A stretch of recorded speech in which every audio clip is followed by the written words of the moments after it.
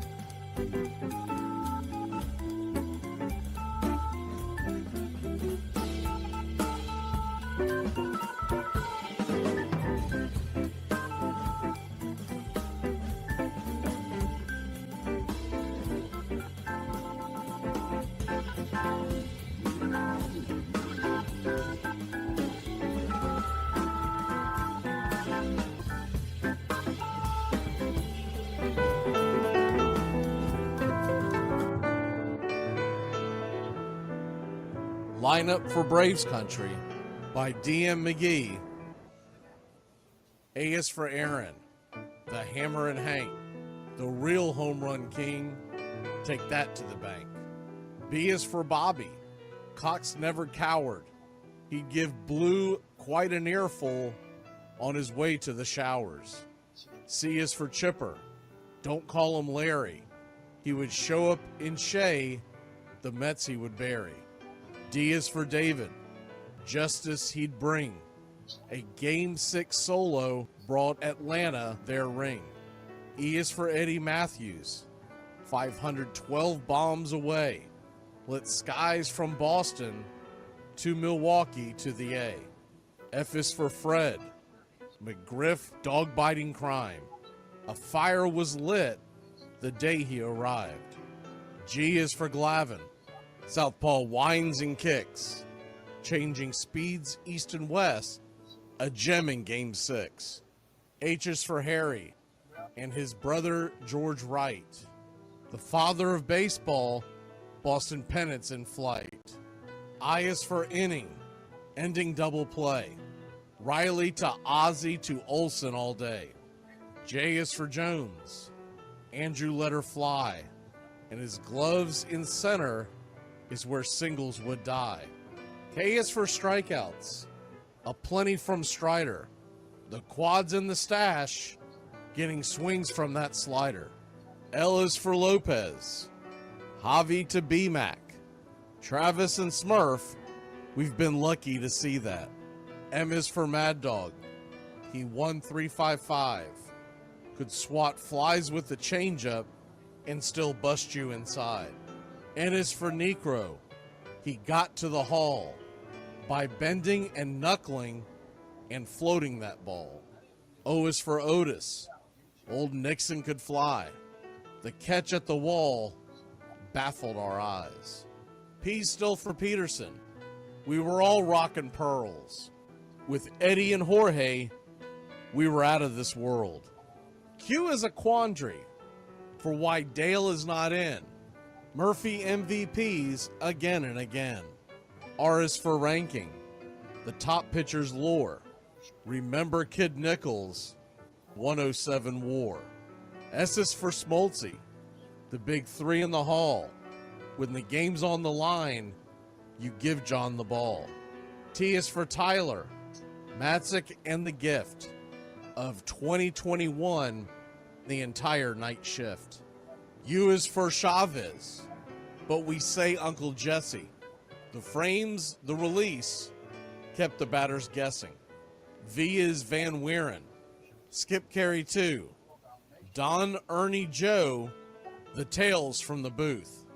W is Warren. Spawn Johnny Sane.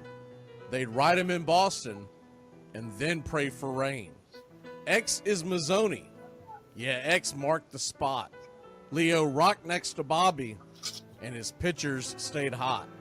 Why it makes us feel young, the game's main appeal. Chopping through the battery, there's no better feel. Z is for Zip Boom Bam, Rama Lama Ding Dong. Throughout the summer, we sing that song. From AJ to Eyeglasses and a hell of a pen. Mad Max, Uncle Charlie, win after win. A cannon from short, and RC you later. Acuna Matata, there is no one greater. Though you can't fit them all when you just A to Z. Think of your favorites in the rafters we see. I started with 3, then 10, 25, 47, 31, and of course 29. Let's not forget 21, 41, 35, the great 44, or 755, and old number 6, who led his great teams. The pennants were flying. It felt like a dream. From Boston to Milwaukee to Atlanta's TBS, a family, a tradition, Braves country's the best. Line Up for Braves Country by D.M. McGee.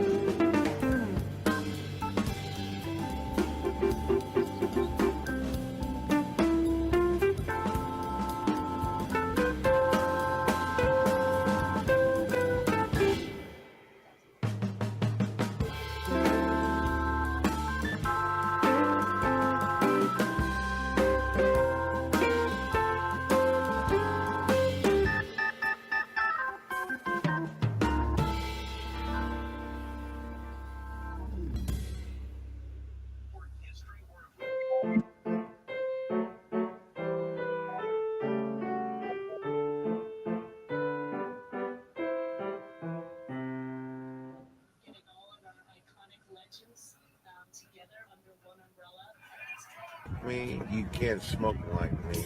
So don't try and be like me. Let's party together.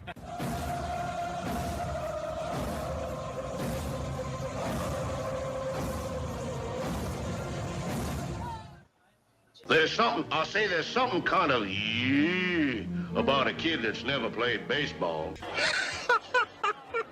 We have been hoodwinked, bamboozled, and flat out deceived. Why did you get so drunk? You got drunk. I'm just really exhausted. What's in that cup? Rum and Cokes. Do you have any idea how important this is? We're trying to save the bubble. Really? This is what you're doing? This is what you're doing?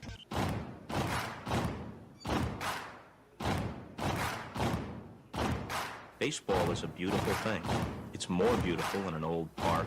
It's asymmetrical and quirky. But even in a dome with artificial turf, it's beautiful. The way the field fans out, the choreography of the sport, the pace and rhythm of it, the fact that that pace and rhythm allows for conversation and reflection and opinion and comparison. In right field, the crowd is tormenting Strawberries, singing Darryl, Darryl. Little roller up along first, behind the bag. It gets through Buckner. Here comes Knight, and the Mets win. And there's a fly ball deep to left. It's on its way. There it goes. And the Yankees are going to the World Series. Aaron Boone. Ground ball stabbed by Folk. He has it. He underhands to first for the first time in 86 years. The Red Sox have won baseball world championship. Can you believe it? It's a pastime, something you do. It's entertainment, something you watch. And it's a shared experience, something you talk about and read about. But you can apply those same three criteria to other things. What makes baseball special is that it's the best game that's ever been devised. Smith corks one into right down the line. It may go. Go crazy, folks. Go crazy. Sure as God made green apples, someday the Chicago Cubs are going to be in the World Series. A little bouncer slowly toward Bryant. He will glove it in front of Rizzo. It's in time. And the Chicago Cubs win the World Series. Cubs win. What a lucky break. The good Lord wants the Cubs to win. How can you not be romantic about baseball? If baseball is about caring, about loyalty and rivalry, Braves fans are on their feet hoping for some kind of a bleeder or a seeing-eye single. Here's the 1-2 pitch. Fastball hit high and deep down the right field line. It's going back, back, back. Is it fair? Is it zip, boom, bam, it's gone. Ram-a-lam, ding dong, a 3-run shot, and your Atlanta Braves have taken a 1-run lead. She's gone, baby! There's a very peaceful thing. It was created and played in pastures and meadows. There's grass, there's outdoors, there's everything that people thought was American and feel about America. You get in a ballpark, and it's the wonder of walking through that dark tunnel and seeing a huge open space where men play the little boy's game.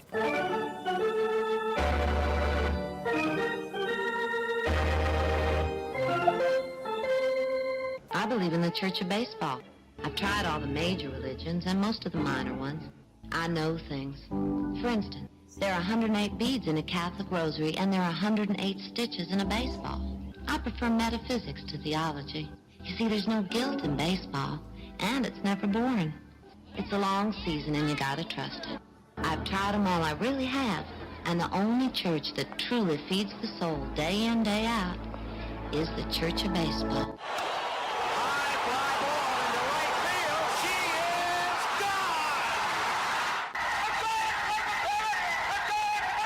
Swung line drive left field. 1 run is in. Here comes Breen. Here's the throw to the plate. He is safe. You're in Braves country. If there's a bigger thing going on right now, I don't know what it is. We're down to 1 strike here. Gurriel, the last hope for the Houston Astros. Here's the 0-2 pitch. Swung on, bounced over to Dansby. Dansby fires it over to first. And here comes the dog pile. Fire the cannons in the battery. Do the chop all throughout Braves country. Pop that top. Your Atlanta Braves have won it all. Ladies and gentlemen, welcome. We direct your attention now to home plate. Please remain standing. We call your attention to our bands here today. They will be jointly directed. And now, another fixture. Our national anthem.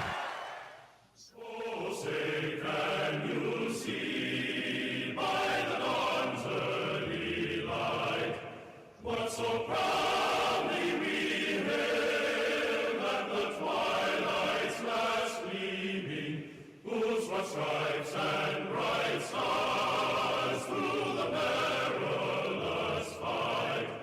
For the ramparts we once were so gallantly streaming, and the rockets' red glare, the bombs bursting gave proof through the night that our flag was still there.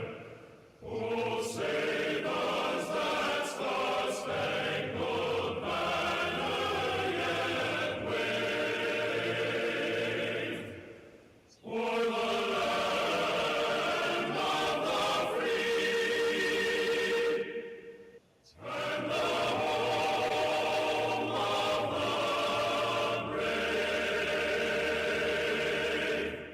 Play ball!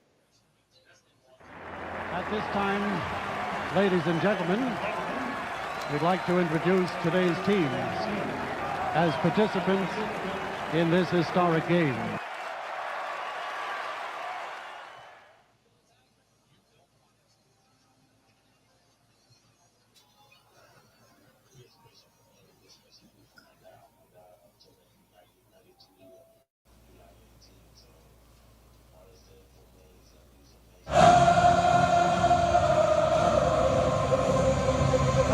Happy Father's Day to everybody out here in Braves country. This is the post-game press conference that Spencer Strider gave after his 13 strikeout performance versus the Rockies.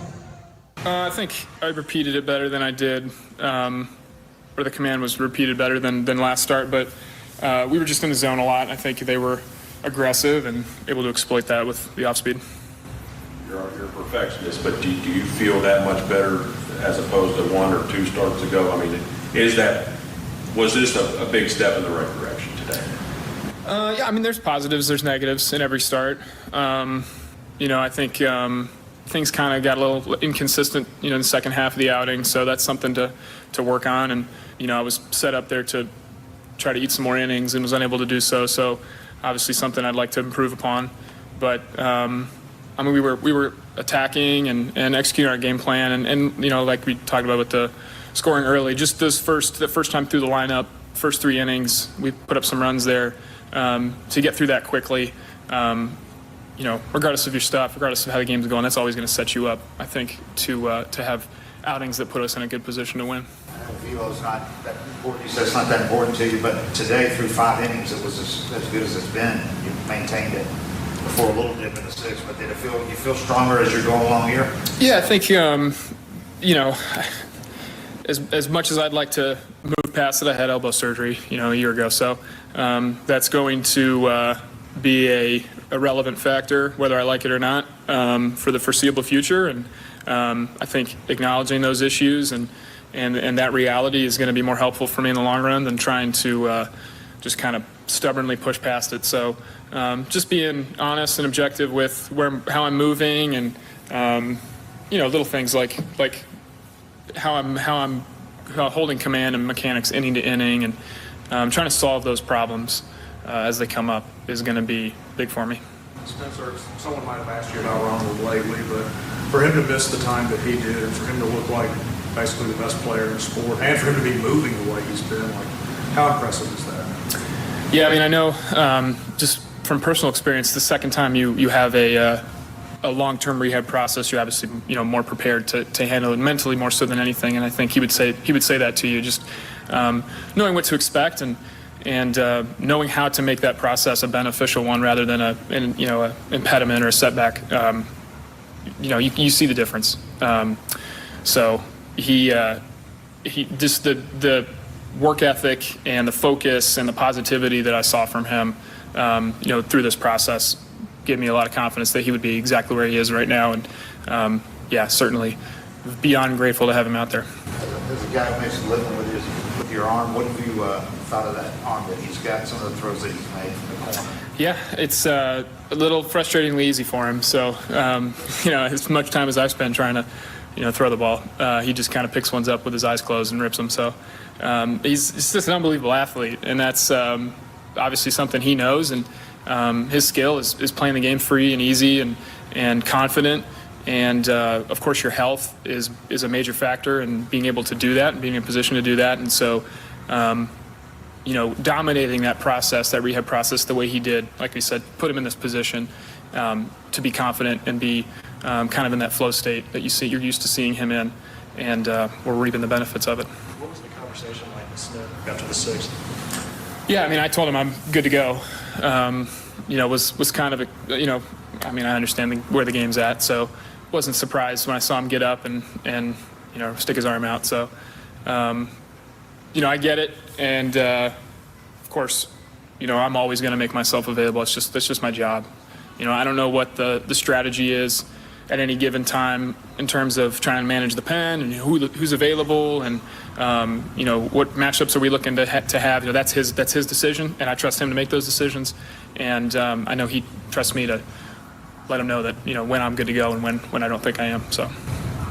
You don't want to treat these last 5 starts of spring training where there's a break, your body's got to build up, and the only way to do it is work. Here you are, 5 starts in, you've gone 6 innings, 2 straight starts, and as Dave said, the velo stayed there through 5 innings. How encouraging is that heading into the next start? Yeah, like I said, there's positives and negatives from every outing, and this one too. And ultimately, check the box that we won the game and did some important things like throw up zeros after we score that really helped put us in that position. So I'm happy with that. But like I said, I think the best thing is to try to be critical where I need to be and make sure that opportunities that are presented to me now to improve and get better, be where I need to be later in the season, where the team needs me to be, that I'm taking advantage of that. So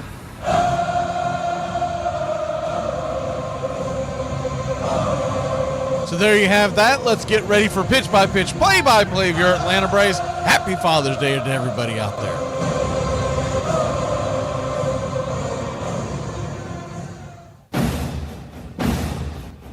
We're going streaking through the quad and into the gymnasium. Come on, everybody. Bring your green hat. Let's go. Come on, everybody. We're going.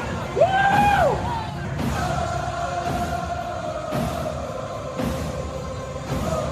Come on. We're streaking. Woo! We're streaking. We're going up through the quad to the gymnasium. Streaking. Get in the car. Everybody's doing it. Now.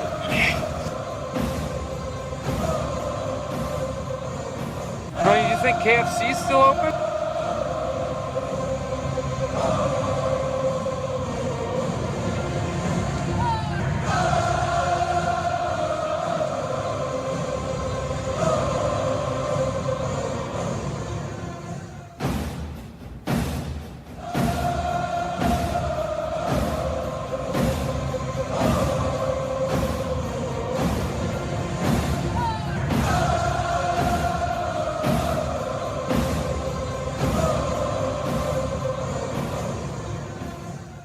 On a beer? 7 o'clock in the morning. Scotch? Hey, howdy, hi, and how the hell are you? Pull up an armchair, girls and boys, and join us for Braves Country Baseball. You're listening live, and the scene is Truist Park in Atlanta, Georgia. We're set to bring you pitch-by-pitch, play-by-play of your Atlanta Braves. Hi, I'm Mac McGee. It's time to put it all aside, get set for what should be a great day on Braves Country Radio. We'll go through the lineups today as the game moves along. Put your click in the chat, slap that like, and let's get ready, Braves Country. We'd like to thank everybody for choosing Braves Country Radio, and a special thanks to all the country club members. Please like on your way in and subscribe, set those alerts, and share Braves Country Radio to help build the crowd so we can continue to bring you the classic call of Braves Country Baseball. Well, it's about that time. Grab you a cold one. Find you an armchair. Atlanta Braves Baseball right here on Braves Country Radio. Your modern-day superstation is in its 5th season of bringing you pitch-by-pitch, play-by-play of your Atlanta Braves and our one-of-a-kind production. Take us anywhere you go for over 170 Atlanta Braves ball games. Please like and subscribe today. Join the Country Club. Thank you to all the Country Club members. You help support Braves Country Radio. Get this bus moving. Stop. Come back. Too late. Roll call! Yeah, roll call! You're in Braves country.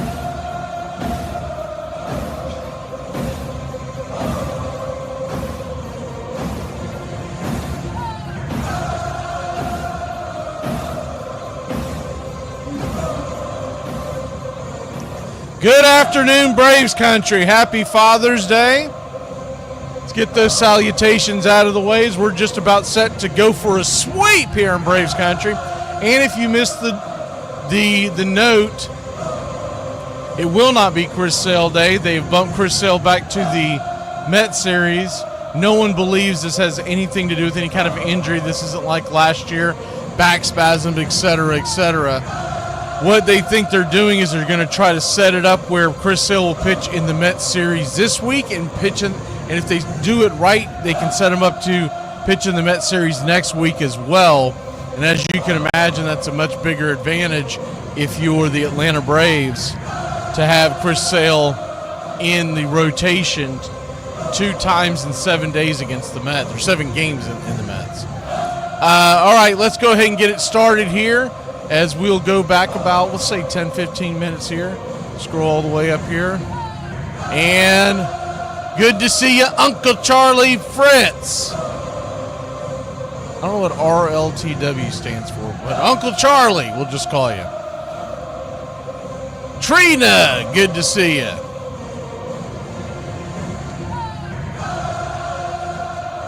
Brian. Not sure what the MFA stands for. Y'all got all kinds of weird acronyms. I don't know if y'all are in some kind of a cult, so I'm going to leave that part out. King James Hagan. PETA. I know you're in a cult, PETA. What do we got here?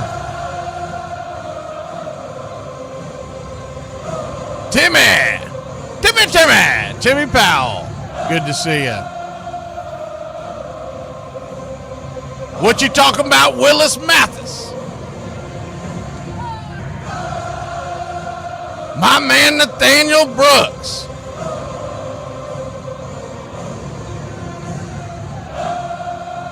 Nate the Great.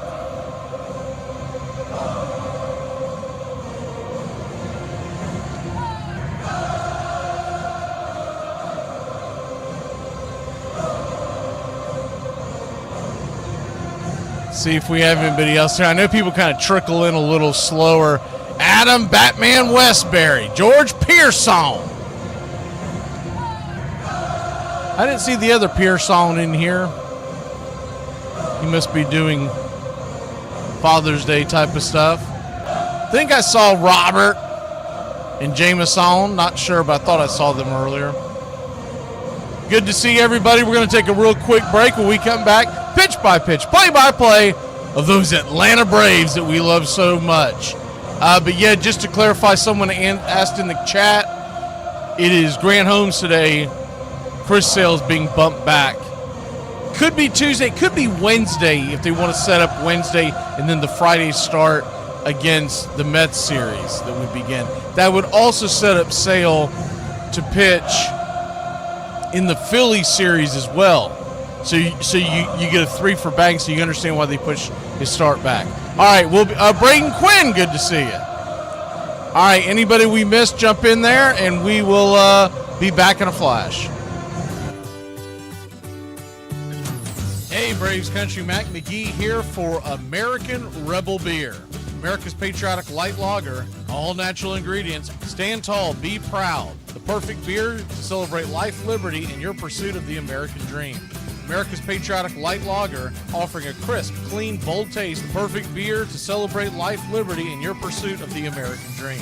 A beer with only 110 calories that tastes like a full-flavored beer and celebrates like freedom.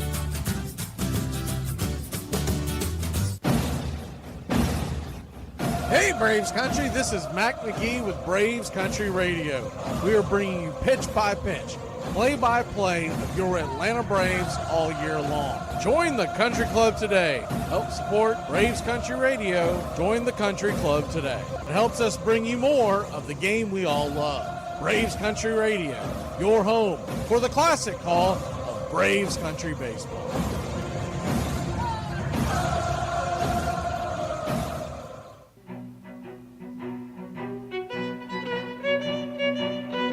Hey Braves Country, Mac McGee here for American Rebel Beer.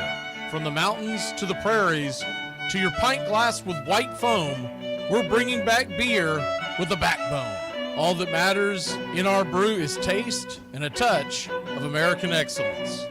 American Rebel Beer, born in the USA.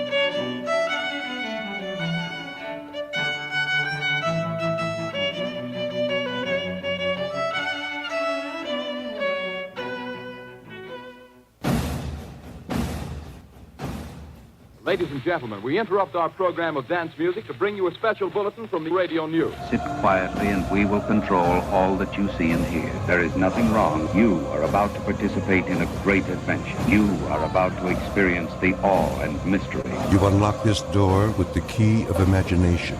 Beyond it is another dimension, a dimension of sound, a dimension of sight, a dimension of mind. You're moving into a land of both things and ideas. You've just crossed over into Adventures in Time and Space. We offer you Braves Country Radio, your home for the classic call of Braves Country Baseball. Hi, folks. Join us now for another Braves ball game. Yes, sir. This is the one we've been waiting for. This is it. This makes you feel like it's spring and baseball. No more measles and free tickets to the circus. You're in Braves Country.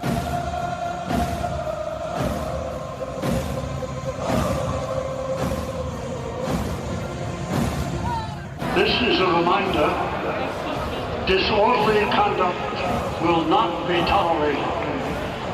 Please respect your fellow fan and refrain from any unruly behavior.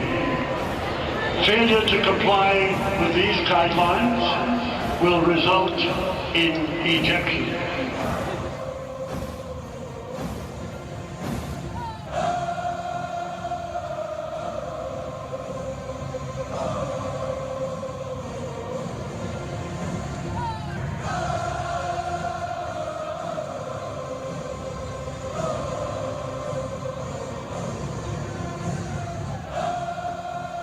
Good afternoon, Braves Country. We are just about set for pitch-by-pitch, play-by-play of your Atlanta Braves. Grant Holmes getting the ball today. You're not missing any action. We're still waiting for the first pitch. And as soon as the 3D screen gets loaded, we will lock it in.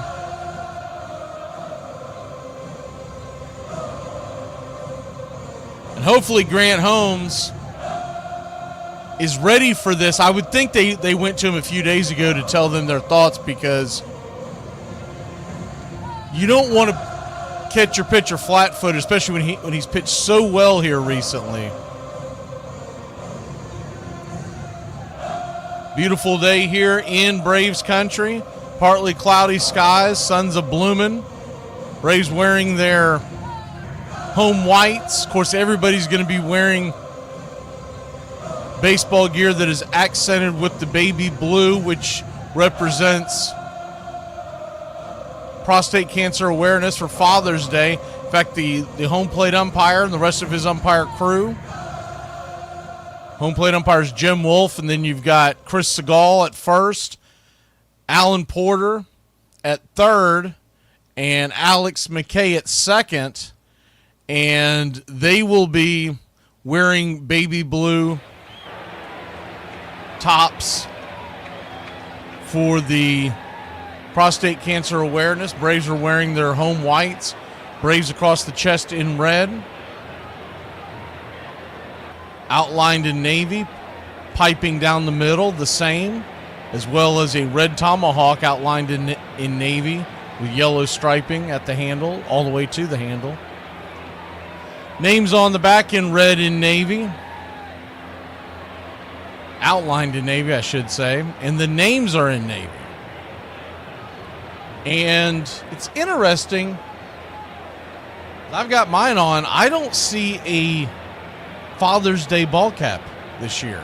It's just the red ball cap, or it's just the blue ball cap with the white A representing the city of Atlanta with the red bill. Normally, there is a Father's Day type of ball cap, but I don't see it for any of the teams. I got a few games fired up here, and the Yankees, Red Sox, I don't see it. The Blue Jays, Phillies, I don't see it. So it's a little interesting that they went away from that this year. I don't believe we saw a pink ball cap. Now, you will see the baby blue bats and the belts and all the eccentric. Ozzy's got sweatbands all in baby blue with the MLB logo. So all that's available. I don't know if they just decided to skip a year, try to push some of their other items they want you to buy.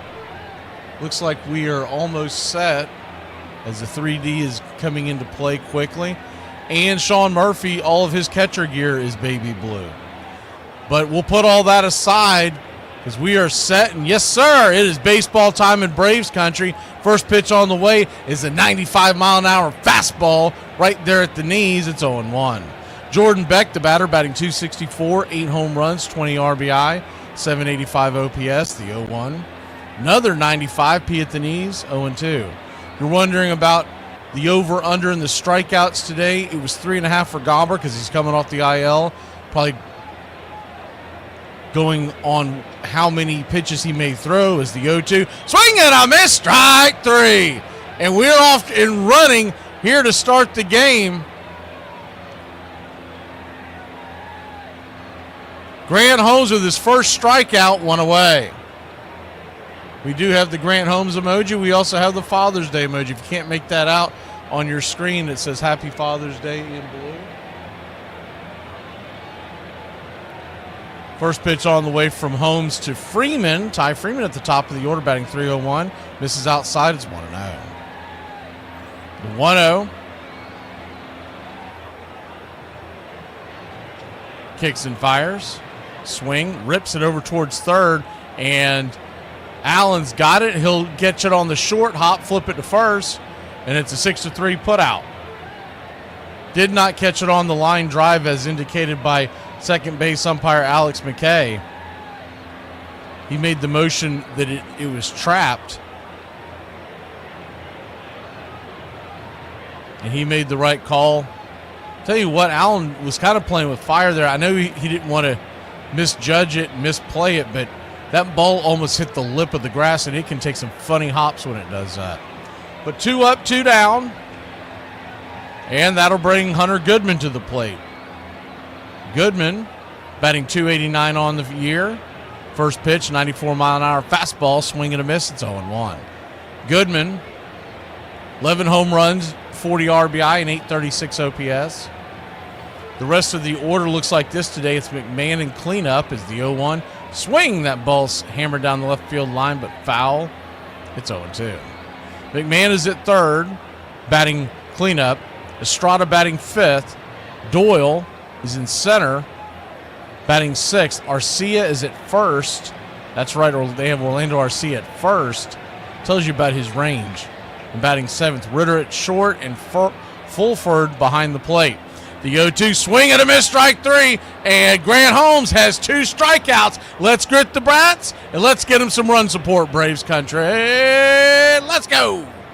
Ted Turner took over ownership of the Braves in 1976, a season in which they finished last in the National League West. At one point, they were so bad they lost 13 consecutive games. But this didn't faze Turner, who had high hopes for the 1977 season. Unfortunately, reality set in, and shortly after the start of the season, the Braves found themselves in a 16-game losing streak. So how is Ted Turner going to turn around a team that was headed further and further down the standings? He took matters into his own hands, literally. He told the press that Braves manager Dave Bristol was on a scouting trip, and he would be taking over managerial duties on May 11th, a day when the Braves were facing off against the Pirates. It went about as well as you think it would. Not knowing any of the signs, he had to sit next to coaches and tell them what signs to relay to players. The Braves wound up losing the game 2-1 for their 17th straight loss, putting them 8-22 on the season. Turner's goal was to be in the trenches to get to the bottom of what was wrong with his struggling team. The next day, Turner received a letter from National League President Chub Feeney telling him that his first game as manager would be his last, but why? According to Rule 20E, no manager or player on a club shall directly or indirectly own stock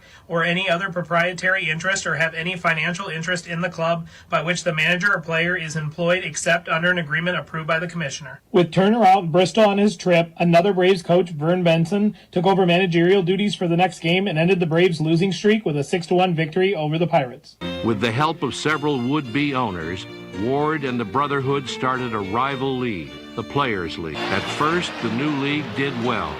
56 top players defected to its teams and brought their fans with them. I am for war without quarter. I want to fight until one of us drops dead. From this point on, it will simply be a case of dog eat dog, and the dog with the bulldog tendencies will live the longest. Albert Goodwill Spaulding. Welcome back. First pitch on the way to Ronald Acuna Jr. is down and in for a ball. It's 1-0. Our pick to click today is Austin Riley. We'll take the Atlanta Braves to win it 8-2. The 1-0. Swing, rips it high into left field. Got underneath that one. It'll be a lazy fly ball into the glove of Jordan Beck. One away. One down.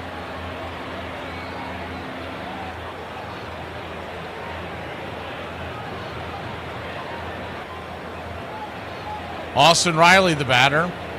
First pitch on the way, swinging, pops it back foul. It'll stay in play. Giving chase is the catcher for the Colorado Rockies today. Goodman getting the day off, but he is the designated hitter. Instead, you got Fulford behind the plate. The 0-1. Hanging curve, misses, 1-1. This is Austin Gomber's first start of the year, coming off of injury. Pretty good left-handed pitcher. The 1-1. Swing and a miss, changeup, 1-2. Braxton Fulford is the catcher that is behind home plate. He's a 26-year-old. Played his college ball at Texas Tech and from Lubbock, Texas. He's essentially in where he grew up at. The slider misses down and away. It's 2-2. 2-2 count. Braves nothing, Rockies nothing. The pitch. Swing and a miss, strike three. Got him with the slider. 81 miles an hour, 2 away. A lot of the Braves have not seen Austin Gomber. Those that have don't have great numbers. Austin Riley has hit a home run against him, as has Ronald Acuna Jr. Acuna was 1 for 6 going in today. Riley was 3 for 8. First pitch on the way to Olsen is a strike on the outer cut. It's 0-1. The 0-1 chased a curveball down and away. Got a piece of it. It's 0-2.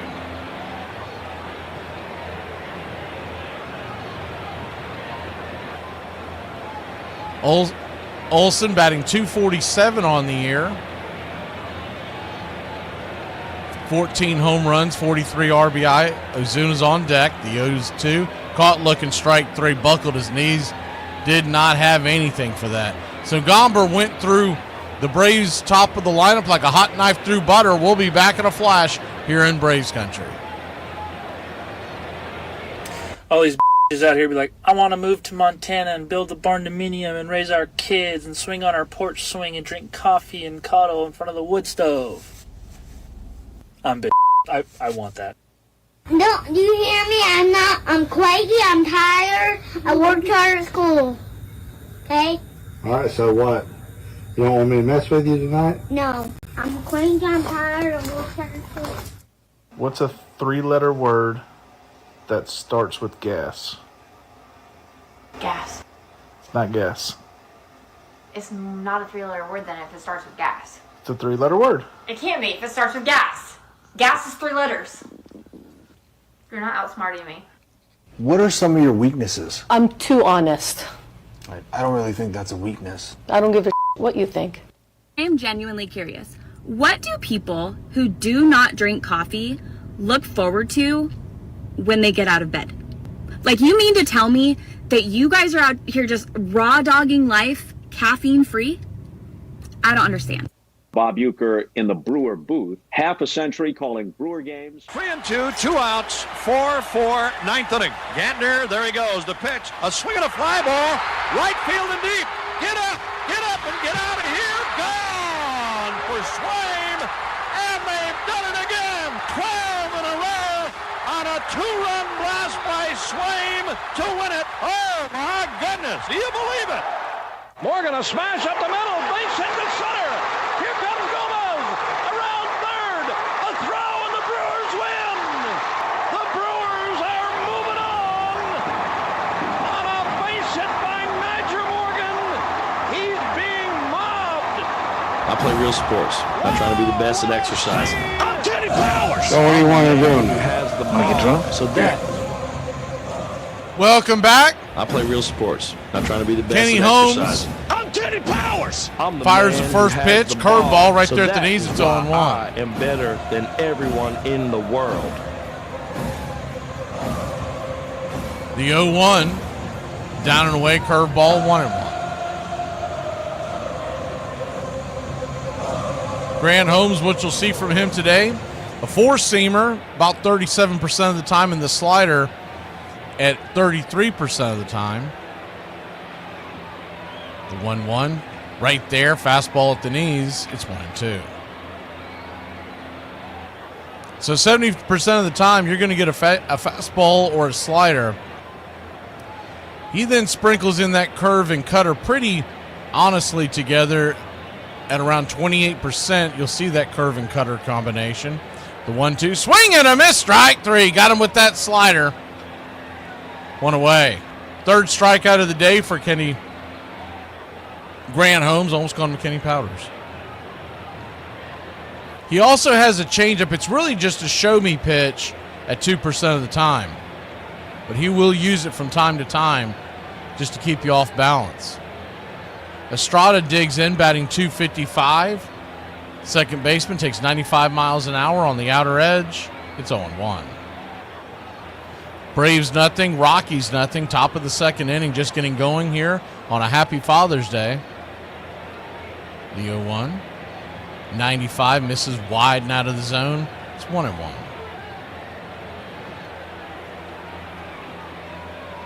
1-1 count.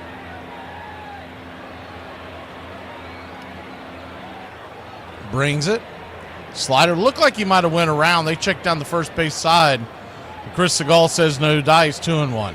Jim Wolf is your home plate umpire behind the plate. We talked about this yesterday, but expect a wide strike zone.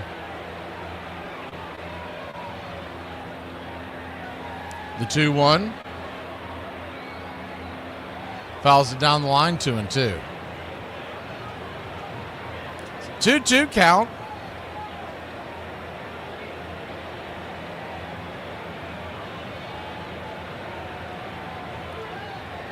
Infield back and to the left.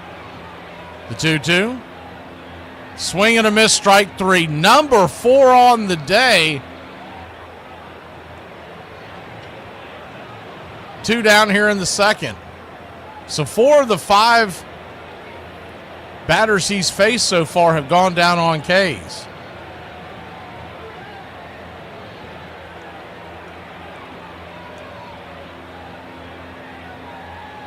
Two down, and Doyle, the batter, he chops the ball off the plate for a strike. It's 0-1. Brenton Doyle, the center fielder, batting .204.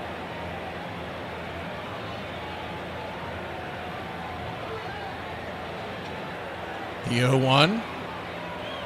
Swing. Dribbles it out towards in front of home plate near first, but it'll drift foul. It's 0-2. The 0-2 count.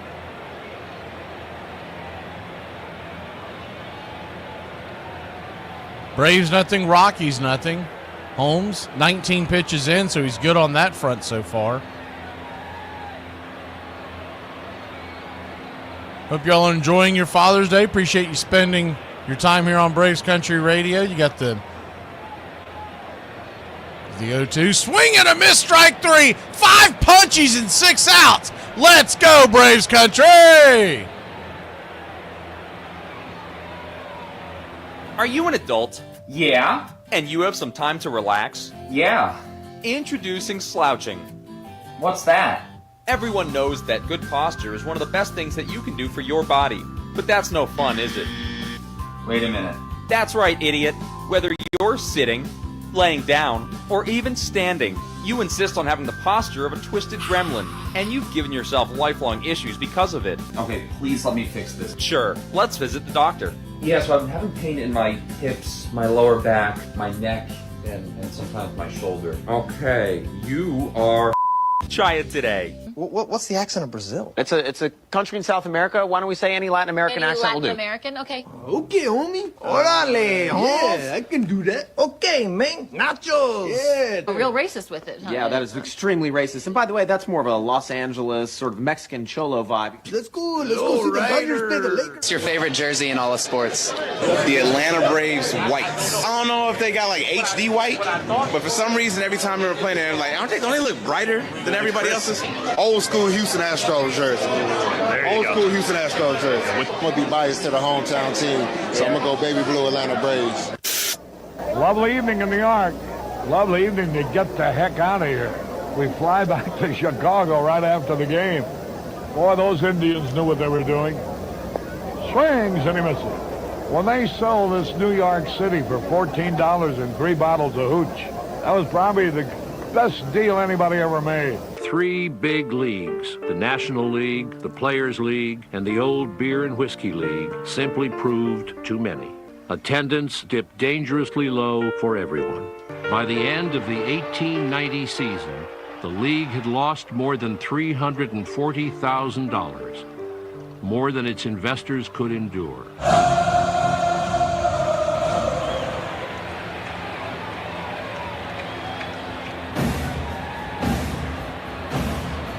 First pitch to Marcell Ozuna, misses the zone by Austin Gomber. He'll follow that up with a swing and a miss strike and a curveball in the dirt. It's 1-1. The 1-1 swung on, hit over to third. Easy play over there by McMahon. 5-3 put out as Ozuna jogs down the line. 1 down. What you'll see from Gomber today is a 40% fastball rate. And then he mixes the curve and change in pretty evenly. 22% with the curve and change, 20%. He also has a slider that brings it at 17%. It's a pretty even pitcher. Of course, this is his first start of the year, so we'll see what he leans on. First pitch on the way to Ozzie Albies, high and out of the zone. It's 1-0. The 1-0. Swing, laces it down the line. Foul, it's 1-1. In the outfield for the Rockies today, it's Beck, Doyle, and Freeman left to right. Around the horn, it's McMahon, Ritter, Estrada, and Arcia with Fulford behind the plate. The 1-1 is a swing and a miss, change up well out of the zone. It's 1-2. Braves nothing, Rockies nothing. The 1-2 in the dirt. 2-2. Standing on deck is Michael Harris. In the hole, Book of Eli got the start today versus the left-hander. He's out in left field with Harris in center and Acuna in right. Round the horn, still the same for the Braves. As the 2-2 chopped over towards the pitcher's mound. Kind of takes a funny backspin. Gomber has it, fires it to first.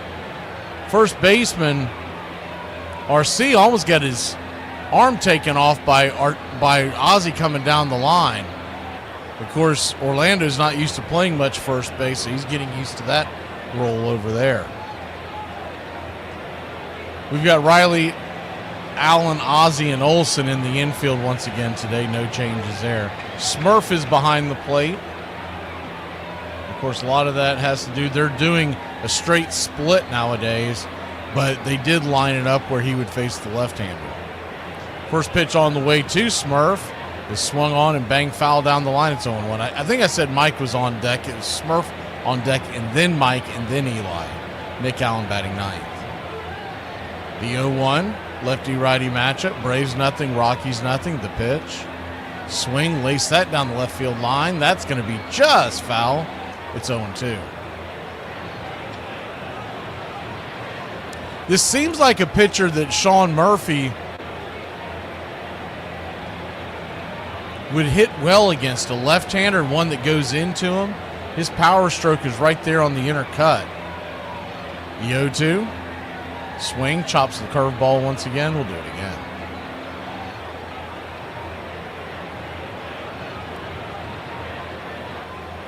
(0-2) count. No hits so far for Gomber. The 0-2. Swing, just got a piece of that. We'll do it again. Gomber perfect through the first 5 outs of the game. He's got 2 strikeouts. If you're just joining us, Grant Holmes has 5 strikeouts already in 2 innings. His over-under was 7.5. And almost as importantly, Grant Holmes has only thrown 20 pitches. The 0-2, high and out of the zone. 1-2. That was pitch number 23 by Gomber.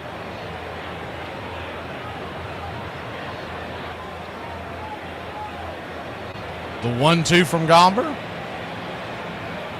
Comes set, looks in, deals. Swing, that ball's blasted high towards the left field line, giving chase. Making an incredible running catch is Jordan Beck out there in the outfield. Man, was that a good play. That'll end the inning. Sean Murphy gave it a ride, but couldn't get it past the defense. We'll be back in a flash here on Braves Country. Does anyone need a morning person? Because mine is for f***ing sale. Let's go, get up. The f*** away from me. It's 7:30. I'm pretty sure that 75% of my personality is just caffeine, and the other 25% is regretting all the life decisions that led me to need this much caffeine. We've got the top 9 right fielders, 9 players, 9 innings. Top 9. When you think of a great right fielder, 2 things come to mind: a powerful arm and a ferocious bat. Some of the best arms the game has ever seen could be found in right, where a long-distance gun is a necessity for plays at home and third. Some of the game's most prolific sluggers, including 3 members of the 600 Home Run Club, played at least 1,000 games in right. 1,000 games in right was our cutoff for a player to qualify. So here are the top 9 right fielders. Number 9. Please welcome number 19.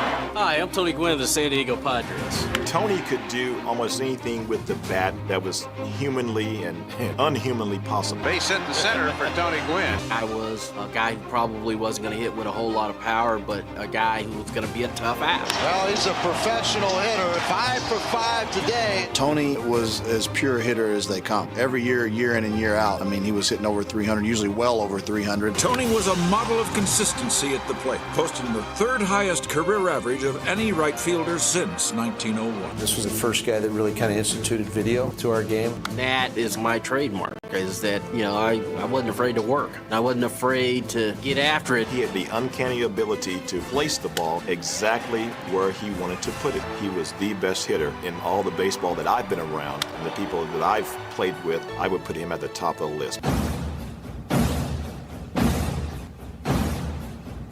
When a video says, wait for it, nope, you've just guaranteed that I will keep scrolling.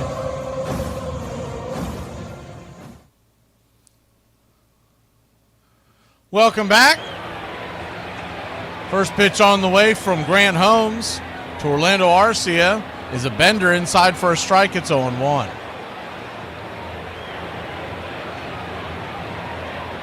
The 0-1, 93 inside, 1-1. 1-1 count. Braves nothing, Rockies nothing, top of the 3rd inning. Turns and flips, 95 at the knees. 1-2. Lando Arcia batting .197 on the year, a home run, 5 RBI, 500 OPS. The 1-2. Swing, pops it up. Giving chases Acuna in right field. He should be able to get underneath it. He does.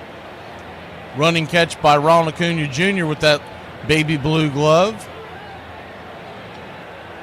1 away.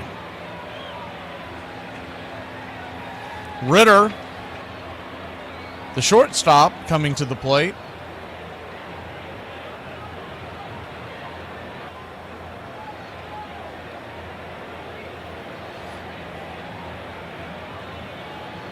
Batting .222 on the year. He drops a bunt and right back to Holmes. Holmes kind of my God, what was that?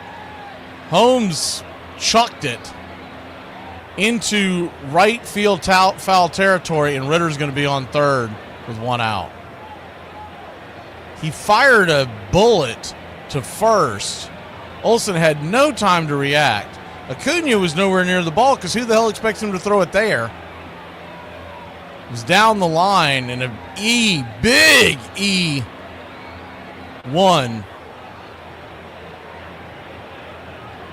to put a runner in scoring position.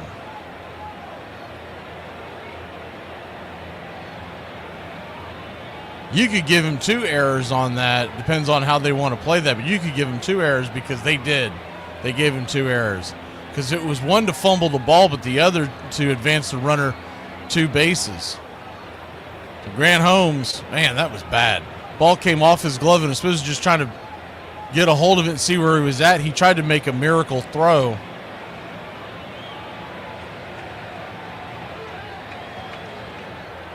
So the Braves instantly have to bring the infield in because of the poor defense. And number 9 hitter Fulford coming to the plate, batting .125 with a home run, 2 RBI, and a .438 OPS. We got a delay here as Sean Murphy had some issues with his equipment. We'll go ahead and put it on the action cam in case there's a play at the plate. Righty-righty matchup. The first pitch, swing, blasts it, and that'll score a run. Coming in making the catch is Eli White. He'll fire it home, but Ritter's got good speed, and it's 1-0 Colorado. Throw nowhere near the plate. And the E1 plus E1 equals 1. Errors come home to roost once again.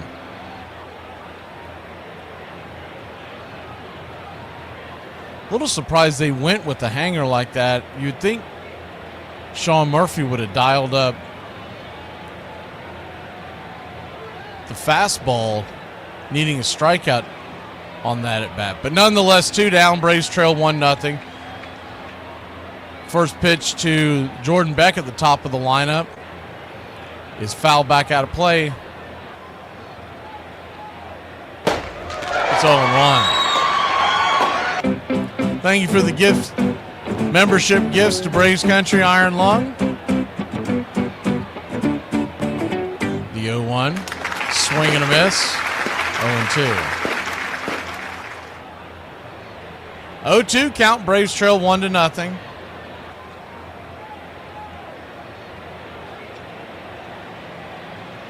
Still no hits in this game on either side. The 0-2 just misses below the knees. Sometimes Jim Wolf will give that wide zone at the bottom, but he didn't that time.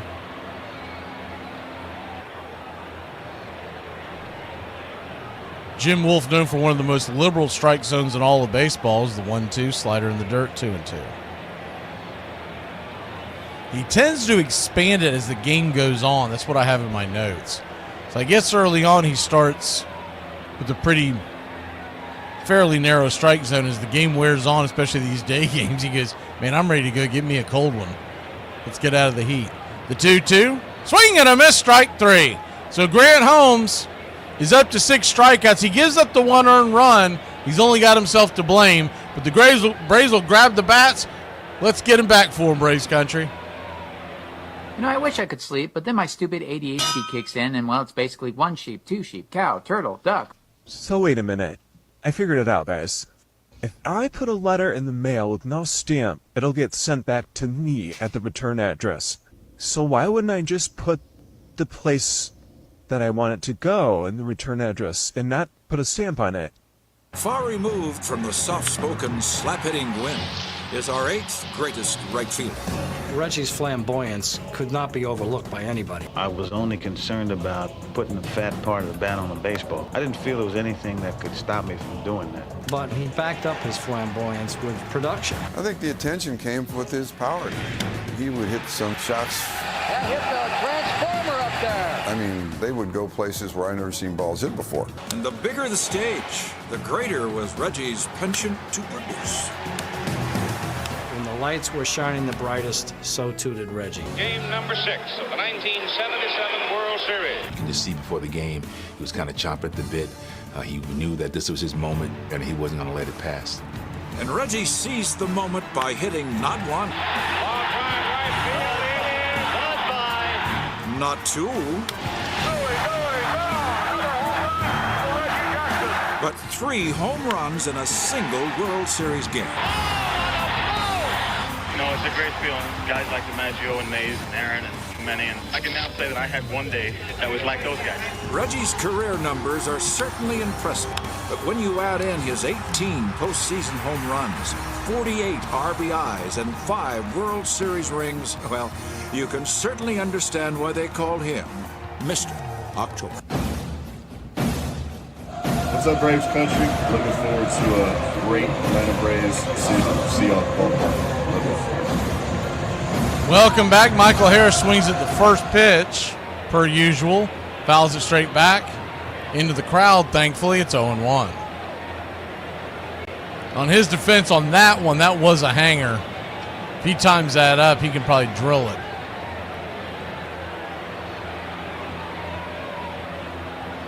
The 0-1. Curveball misses inside, 1-1. 1-1 count.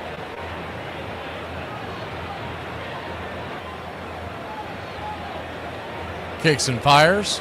Swing, chops it foul. Chased one down out of the zone, but was able to get a piece of it. 1-2. Michael Harris with the baby blue bat, gloves, sweatbands, and protective gear over his shoes. And blue socks, the 1-2. That slider's in the dirt. He spit on that one, 2-2. 2-2 count. Infield back and to the right, playing Harris to pull. The outfield pretty straight away and deep. The 2-2, they set up outside. Swing, that ball's lifted. High and deep into center field, going back on the track, making the catch at the wall for a loud out number 1.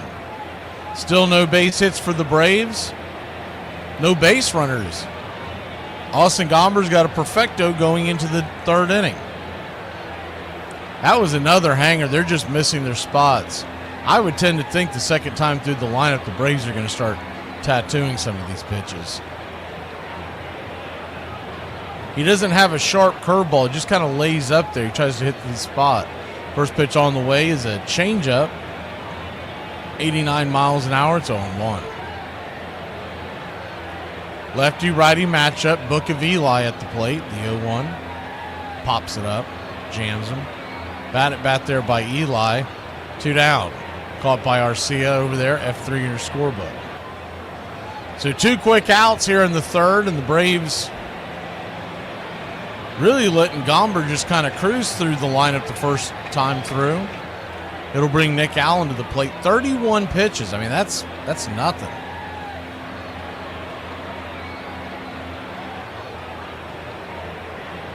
First pitch is a fastball at the knees. It's 0-1. Not much of a difference between his 4-seam and his fastball. They're both coming in around 88, 89. Just a touch of movement. The 0-1. Swing, fouls it back. It's 0-2. Allen batting .231, 13 RBI. If he can get on base, Acuna stands on deck. But there are 2 out. The 0-2 to Allen. High and out of the zone, 1-2. Red Sox lead the Yankees 1-0 over Max Fried. He's there in the 2nd inning over there. The 1-2. Swing, pops it up. High in the sky, easy fly ball, left center field. Who wants it? Doyle catches it. F8 in your scorecard, and that'll end the inning. Braves go down 1-2-3. We'll be back in a flash. Top of the fourth we go on Father's Day. I believe in mass deportations, and I want the following groups rounded up immediately. People who say especially. Dear God, anyone who refers to their wife as mother. Anyone who says it's a great day to have a great day. People who buy French bulldogs. People whose houses are spotless, but when you walk in, they're like, sorry, I didn't get a chance to clean up. People who say, I did a thing. People who don't know that doodles are just mutts. People who have never waited tables. I said, hey, pick a color number sequence and stay with it for rhythmic purposes. So I demonstrated. Blue 85, blue 85, sit up. So Randall Cunningham, he was the best, man. He got up there, he had a great voice. He'd go, Aqua 22, Aqua 22. I'm like, Aqua. The next time he might get up there, he'd go, Turquoise 19, Lavender 66. I'm like, dude, you're killing me, man. He's like, Gru, you take this too serious, man. That's great. He was the best, man. Number 7. It was the turn of the century. Dead ball era was in full swing, but no one told Hall of Famer Sam Crawford. His contemporaries describe him as a powerful hitter. Crawford shared the outfield with the very best hitter of his time, Ty Cobb. But there was one category where not even the Georgia Peach could match the exploits Wahoo Sam. Sam Crawford could hit triples like nobody's business. He holds the all-time Major League record triples. Now that is an awful lot. He possessed great power. Many old-timers say if he was playing with today's lively ball, he would rewrite the home run record. And in this era, the triples are really indicative of a power hit. The ball, by the end of the game, is almost like a squishy grapefruit. And Sam Crawford is hitting this ball into gaps, line drive power. If he had played in later years, he would have certainly been a home run champion. Aqua 22, Turquoise 19.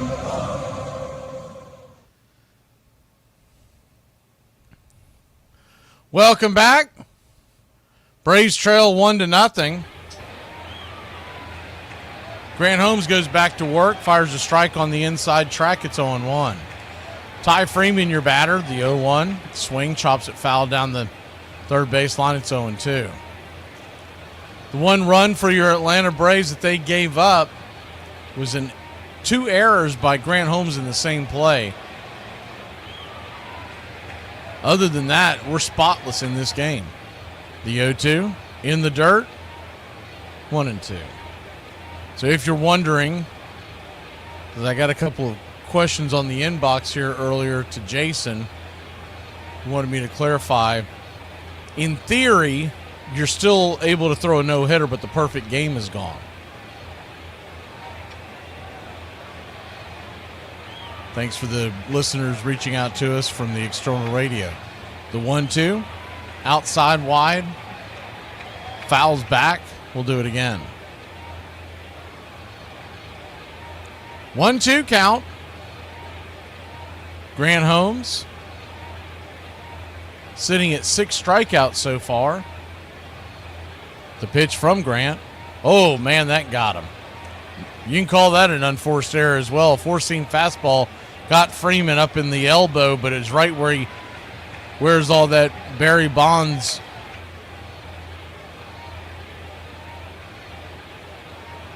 padding up around the elbow. So he doesn't feel a thing. He heads down to first, and he'll gladly take a base on Grant Holmes again. Grant Holmes pitching well, but he's making some dumb mistakes early. Holmes flips it over to first, and Freeman easily back.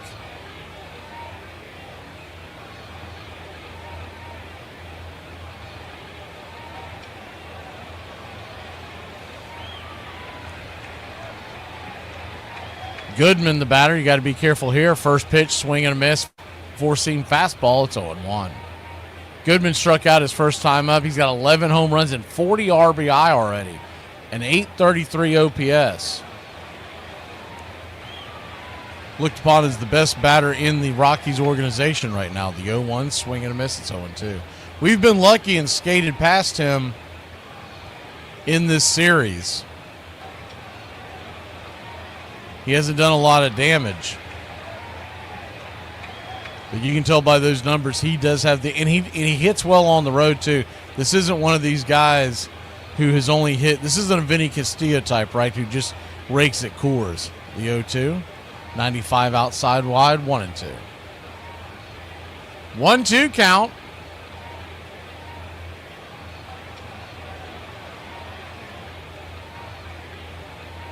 Braves trail 1-0. 1 on, nobody out. Infield back into the left. The 1-2 just got a piece of it. We'll do it again.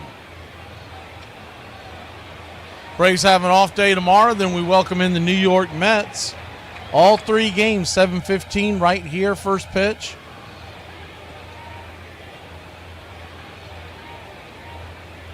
See how they configure the starting rotation.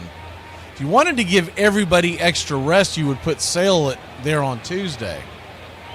But he wouldn't line up to face the Mets on Monday if you did that.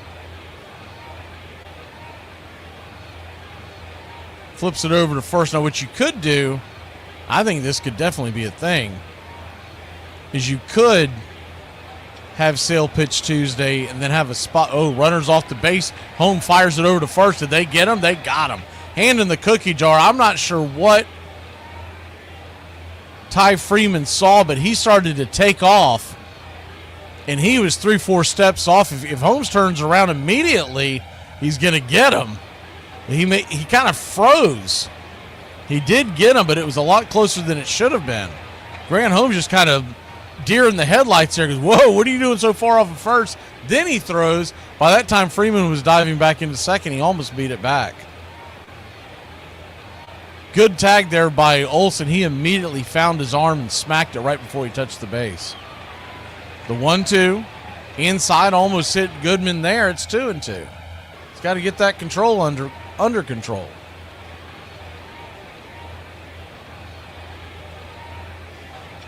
But once again, if you start Sale, what you could line up there is Sale on Tuesday is the 2-2. Swing fouls it back. We'll do it again. Schwellenbach on Wednesday with an extra day of rest, and Strider on regular rest on Thursday. And on the weekend, if you wanted to skip Sale again, what you could do is the 2-2. High and inside. Did he go around? Looked like he did. He did strike 3. First base umpire Chris Segal rang him up. 2 down. That's number 7 on the day for Grant Holmes. He's 1 away from already hitting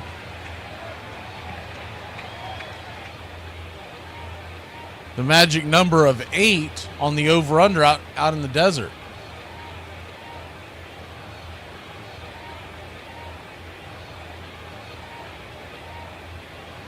First pitch on the way to the left-handed bat of McMahon is a 4-seam fastball right there on the outer edge for a strike. It's 0-1.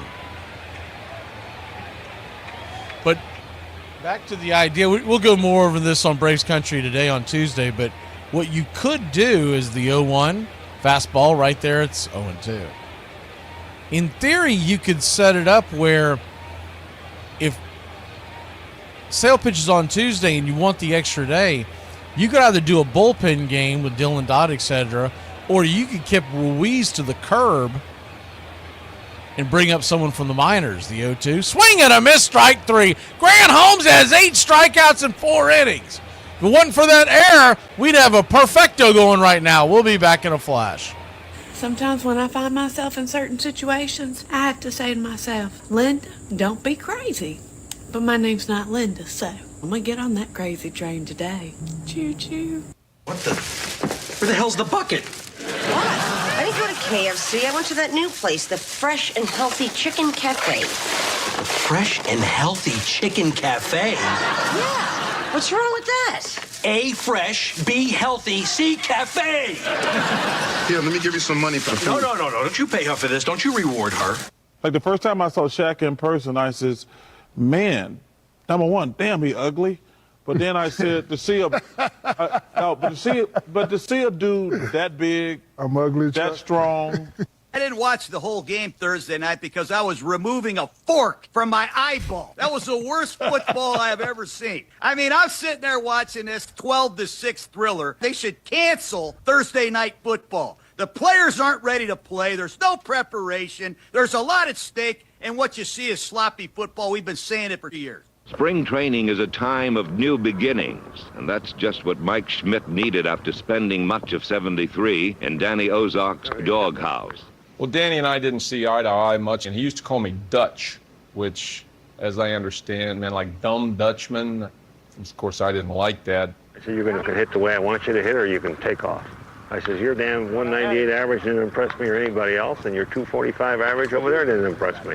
I'm in the batting cage one day, and I'm just taking a couple of swings, and Danny was standing behind the batting cage, and he said, Dutch, if you don't lay that bat flatter, in other words, lay it flatter like this, as opposed to how I naturally swing the bat, I'm going to send you out of here. I said, well, Danny, you can send me to AAA anytime you want, but I'm not laying my bat flat. Welcome back. Top of the order we go. First pitch is a changeup that misses below the knees. 1-0. Pretty good pitch by Gomber, just missed the zone. The 1-0. Another one right there. 2-0. I'm sure he thinks he ought to get at least one of those. Technically, they both hit the very, very bottom of the zone, but that would be a big-time pitcher's call. The 2-0. Hanger misses high, 3-0. Jim Wolf behind the plate tends to call the zone very wide east or west, but he does give leeway down south later in the game. The 3-0. Right there for a strike on the outer edge, slider, 3-1. But that Sunday game, what you could do, or you could even do it on Saturday or Friday for that matter, you could call someone up to do a spot start as the 3-1. Right there on the outer edge, 3-2. Or do a bullpen game. And you could use Ortiz as part of that bullpen game. I would think you would want to set that up in a game where you think you had the upper hand in the pitching matchup. The 3-2 is in the dirt, ball 4. And 6-pitch walk gets the Braves their very first base runner of the ball game. Acuna Matata will head on down to first. Bravo.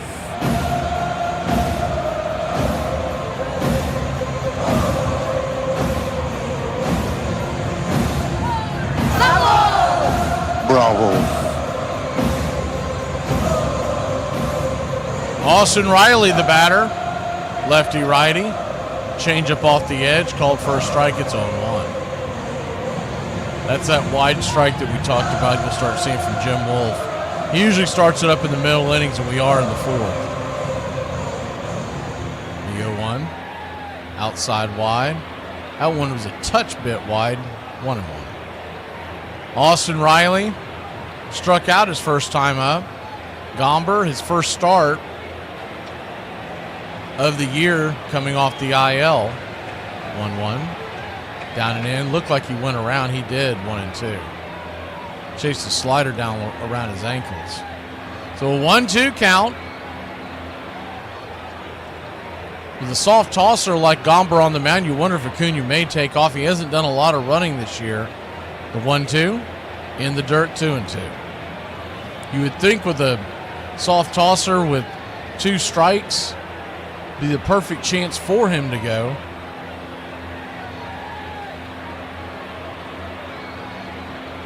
The 2-2. Gomber kicks it. Swing, pops it up. Well below the plane. Into right field. Lazy fly ball. F9 your scorecard. 1 away.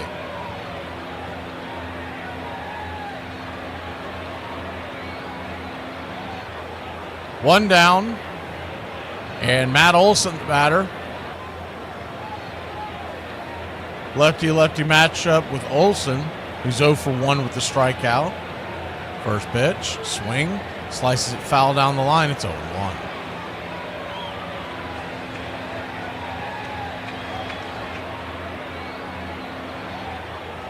The 0-1.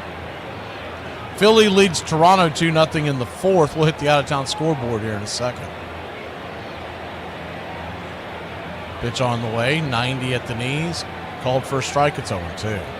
Olsen didn't like it. It was a neighborhood strike call, but it was right there. It's not too egregious.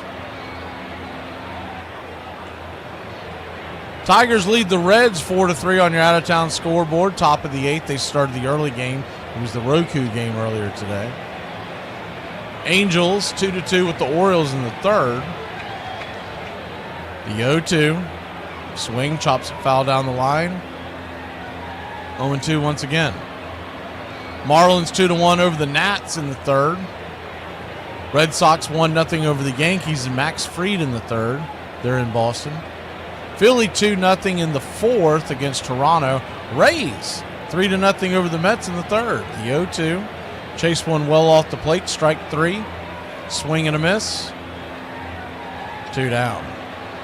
Olsen's got bad numbers against Gomber, and Honest Engine, just looking at it, it looks like a complete mismatch. You just can't lay off that pitch down and away. And Gomber, coming from the left side of the mound, stands at 6'5", so it's his arm's coming from first base essentially. First pitch on the way to Ozuna is a lazy changeup at the knees. It's 0-1. Braves still without a base hit. No hitter going here for Gomber. The 0-1.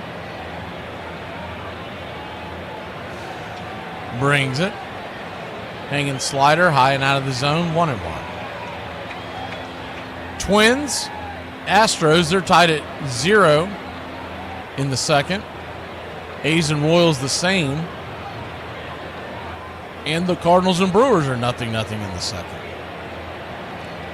The 1-1 pitch, swing, slices it back foul, 1-2.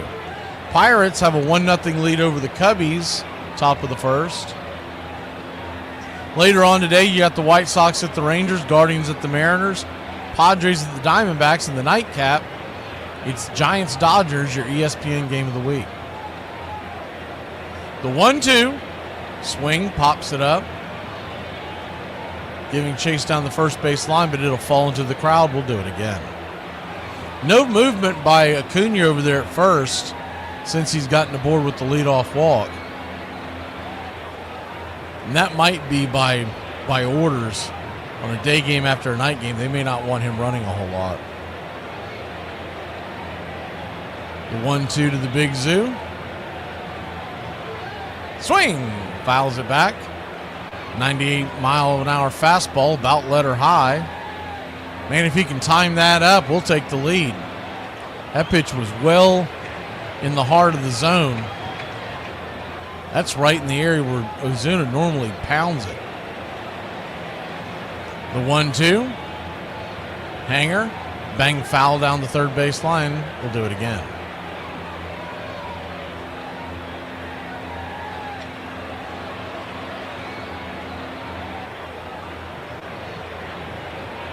One-two count. Kicks and fires. Swing. Hits it high into center field. Going in and making the catch is Doyle, and that'll end the inning. Braves get a runner on finally. The no-hitter is still there. The perfect game is over. We'll be back in a flash here on Braves Country. Elon, you can't just call anything you want waste and just get rid of it. You can't do that. Like in the Department of Defense, we do like lots and lots of online training every year that's totally not a waste of time and teaches us great skills that we use every day. And you should not use Doge to eliminate that. You just please don't do that. Please. This is how you answer a door in my neighborhood. Who is it? Batting third, playing right field, Roberto Clemente. 12-time All-Star and the league MVP in 1966, Roberto was one of the most dynamic players to ever put on a uniform. Pittsburgh, they call him the Great One. He's one of those guys that I would have paid to watch. They're still trying to figure a way to pitch to this batting king. 4 batting titles, the 3,000 career hits, 317 lifetime average. If Roberto can reach the ball, he'll swing at it. Roberto could hit, oh yes, but his fielding was legendary. Everybody knows he was a great hitter, but he was one of the most unbelievable right fielders. Defensively, he had no peers. His 12 gold gloves will attest to that. A bullet for an arm. Almost 5,000 outs could be traced directly to the great one. He's going to try for third. It may be close. He's out.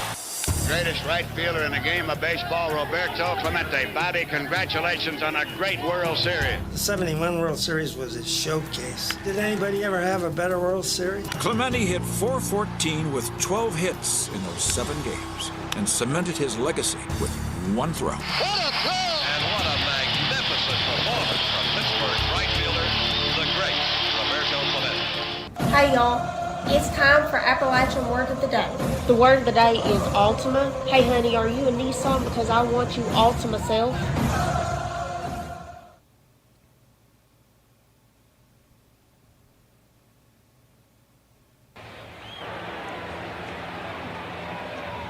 Top of the 5th we go. First pitch on the way from Grant Holmes is a swing and a miss strike to Estrada. It's 0-1.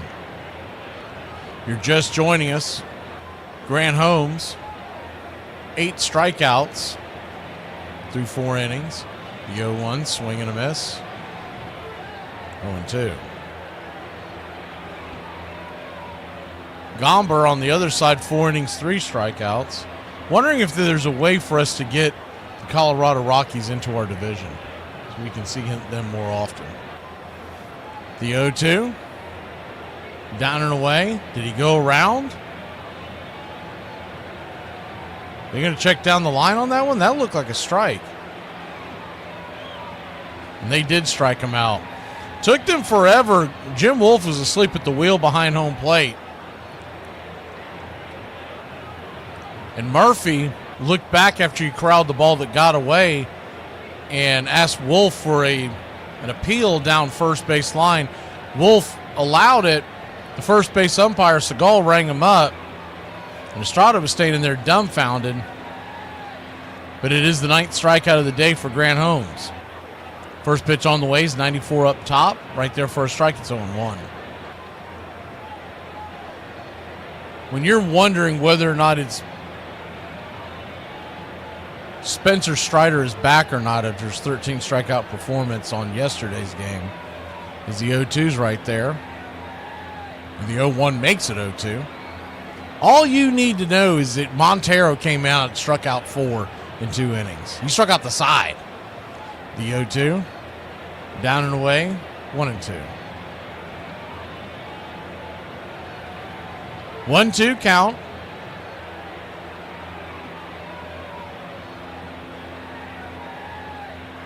Holmes comes set, brings it, swing, chops it down the line. We'll do it again. 1 out here in the 5th inning. Holmes at 52 pitches. Make it 53 now.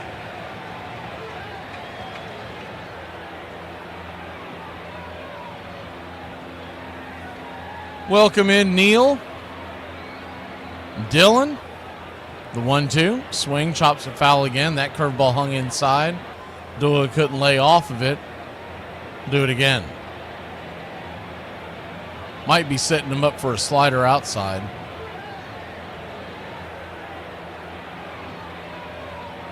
The 1-2 count. Swing and a miss, strike 3. That's exactly what they did. Fired a slider down and away for strikeout number 10. That was a pretty one. That was almost a slurve. 2 down, and Orlando Arcia comes to the plate. First pitch on the way to Orlando is a swing and a miss at a 95-mile-an-hour fastball on the outer edge. It's 0-1. That's Grant Holmes' career high of 10 strikeouts.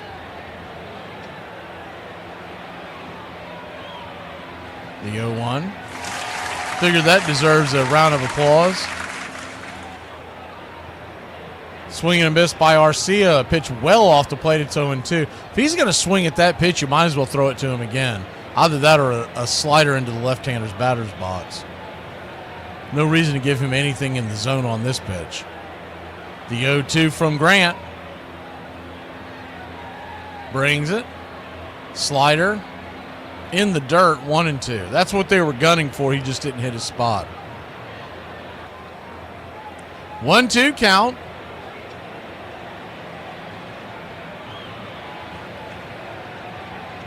Pitch on the way. Swing just got a piece of it.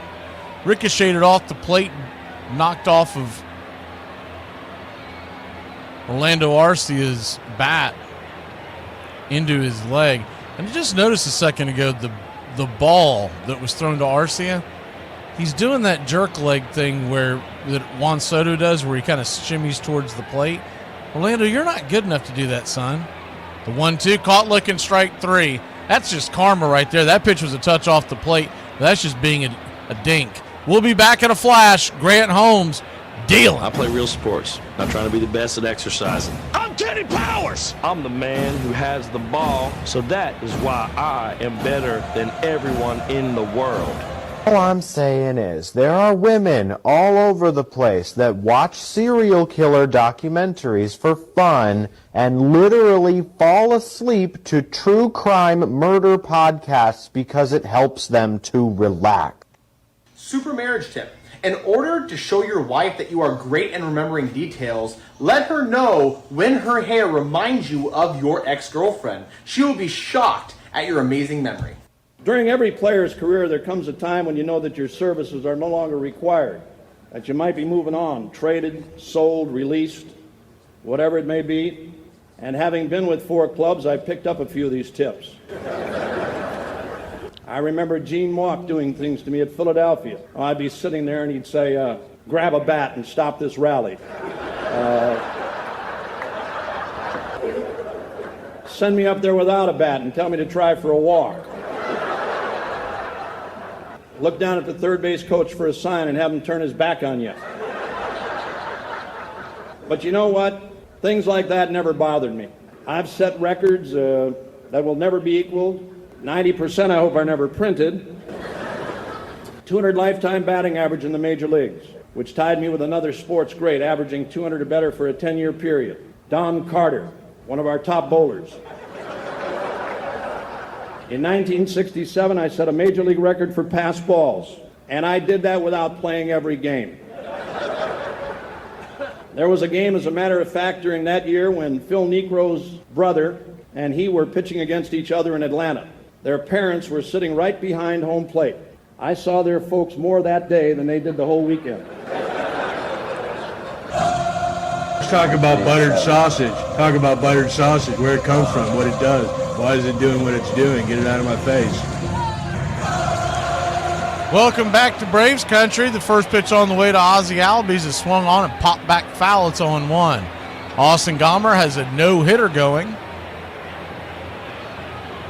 Just the one walker, it would be a perfecto. So we start the bottom of the 5th, the 0-1 in the dirt. 1-1. You do wonder how long he has in this game. He's at 59 pitches, so you'd think at least 1 to 2 more innings, but first start since coming off the IL is the 1-1's fouled back. It's 1-2. I can't imagine they want his pitch count terribly high. 1-2 count. Ozzie grounded out his first time up. Pitch on the way. Swing and a miss. Strike 3. Chase one well out of the zone.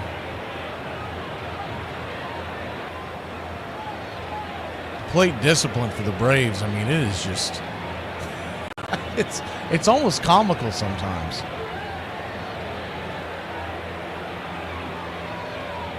Sean Murphy, the batter. First pitch on the way. Swing and a miss. It's 0-1.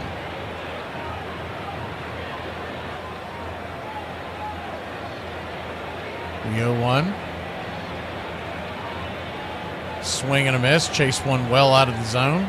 It's 0-2.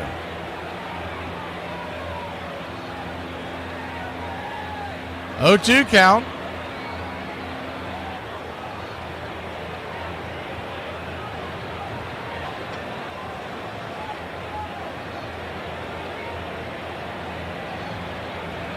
Swing, rips it over to third, but a jumping catch, kind of a hopping catch by McMahon.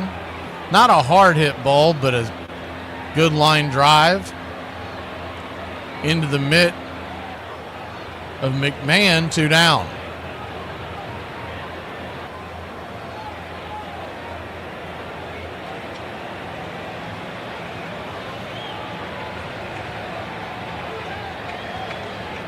Two down, and first pitch on the way to Harris is a 4-seam fastball. It's 1-0.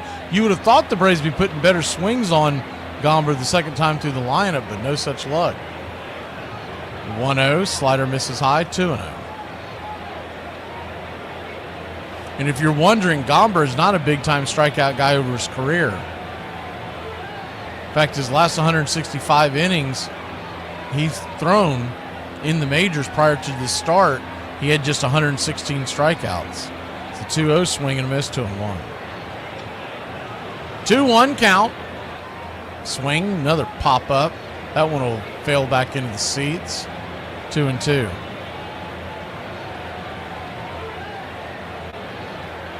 Braves trail 1-0. About halfway through this one already. Still without a base hit.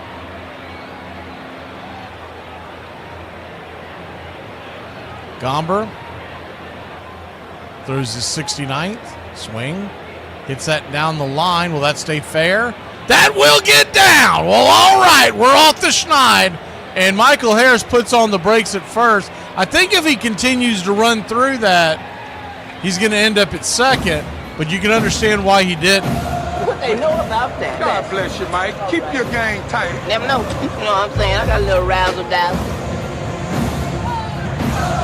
It would have been a really close play, and he wasn't super quick getting out of the box off of that swing. But the ball finds its way down, and now Gomber faces the Book of Eli. Flip it over to first to keep Harris close by. 2 outs here in the inning. The Braves with the first base hit. Lefty-righty matchup. First pitch on the way, swing and a miss. It's 0-1. Eli White popped out to first his first time up. The 0-1.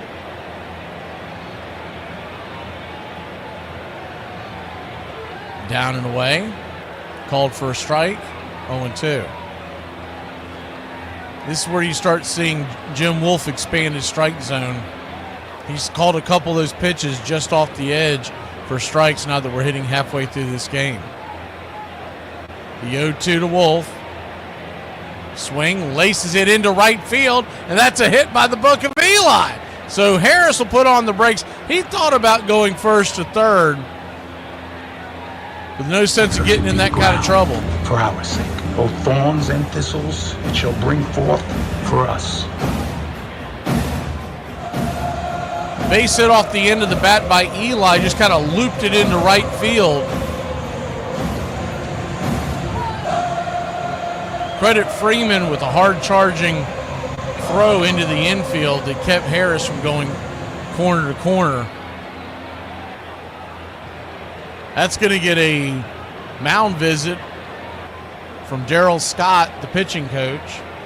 We'll hit the out-of-town scoreboard while he does that. Philadelphia all over Toronto right now. It's 4-0 in the fourth.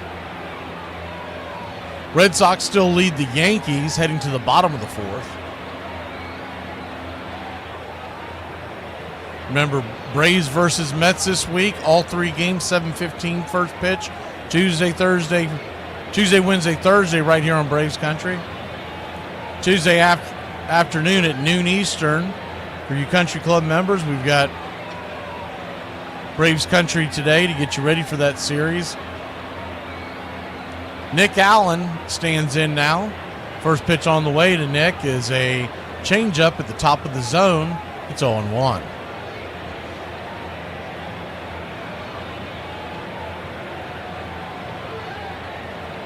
The 0-1.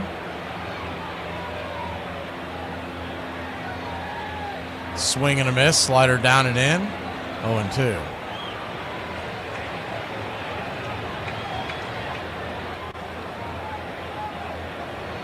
An 0-2 count. Jake Bird, the right-hander, warming up in the pen. And Gomber's about to throw his 75th pitch. This might be about where they had him. They may not want him to go through the lineup a third time. Have him be able to build off of what he's done so far. The 0-2 to Allen. Brings it. Swing, dribbles it over to short. Should be an easy play by Ritter. Throws it over to first, and it is. And that'll end the inning. But the Braves put a couple runners on, get the no-no out of the books. We'll be back in a flash here on Braves Country. Looks like we'll be going into the bullpen of the Rockies the next time up. Being an adult is not that bad. As long as you're okay with constantly doing things you don't want to do every day forever, it can be really fun. John Smoltz. So the first thing we want to know is, if you had to strike out any player, past or present, who would you want it to be? That's a great question. There's a lot of people that would come to mind that I didn't face. Yeah. But the ones that I faced that I always had trouble with was Tony Gwynn. So I would say Tony Gwynn. We faced him 350 times between me, Glavin, Maddox, and Pedro Martinez, and struck him out 3 times. It's time for number 5. The exciting youngster who went straight from the sandlots to right field on the Detroit Tiger team, leaping Al Kaline. Few players in baseball history win a batting title at the tender age of 20, but that's precisely what Al Kaline did in 1955. Kaline's 340 really stood out. The next highest average was 319, and that year was like a launching pad for him. Shot him up higher up into the baseball firmament, and he stayed there for the next 2 decades. No matter what the pitcher threw, Kaline adapted. You throw him sinker away, he would hit the line drive to right center field. And there's a line drive single to center. But if you made a mistake on the inside half of the plate, boom, he hits the ball out of Tiger Stadium. The 15-time All-Star cracked 399 home runs and took his place in the 3,000-hit club. In the field, he was poetry in motion, earning 10 Gold Gloves along the way. I never saw Kaline misplay a ball. Al Kaline is beloved in Detroit, home for his entire 22-year career. Look no further than the statue of him leaping to make still another catch in right. He's the greatest Tiger of all time, as far as I'm concerned. He set the standard for me and every other Tiger. You're listening to Braves Country Radio with Mac McGee, the classic call of Braves Country Baseball.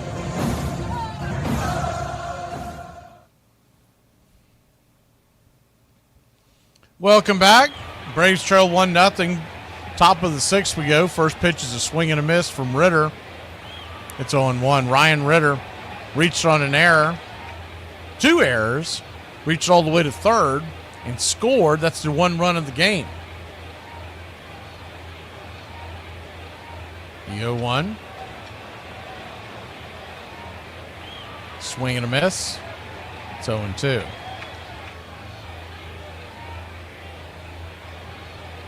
Oh-2 count.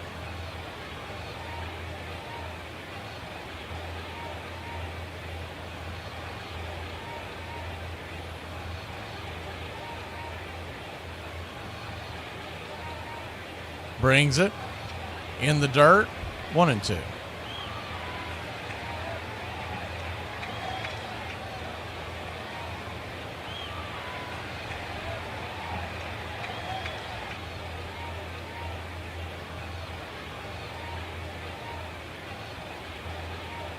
The 1-2. Swing and a miss, strike 3. Chase the slider down and away. 1 down here in the 6th, and that is Grant Holmes. He's got a dozen. Remember, Spencer Strider threw up a baker's dozen yesterday.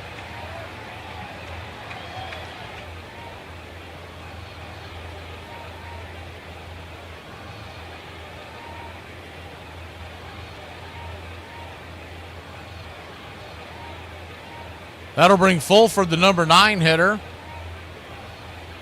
The hind catcher for the Colorado Rockies today. He swings at the first pitch, up and inside, fouls it straight back. It's 0-1. Here's something else to be noted. Holmes is doing all this just like Strider with a low pitch count. He's just got 65 pitches. 51 of his 65 pitches have been for strikes. The 0-1 fouls it back. It's 0-2.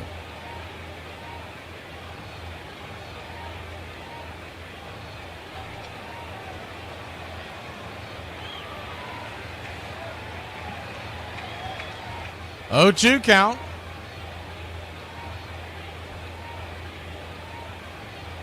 Holmes comes set. Swing, rips it up the middle, and there goes the no-hitter. Worm burner up the middle. Braxton Fulford, 105 miles an hour up the gut. In between second and short. And the Rockies have a base runner once again.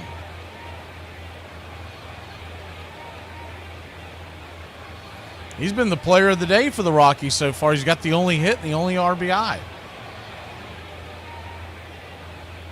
Back to the top of the order, Jordan Beck comes to the dish. First pitch, slices a 94-mile-an-hour fastball down the line. It's 0-1. The 0-1.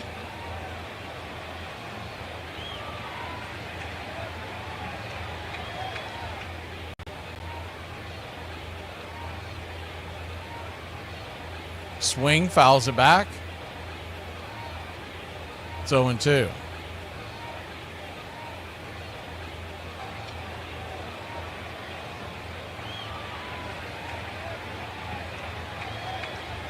Oh-2 count.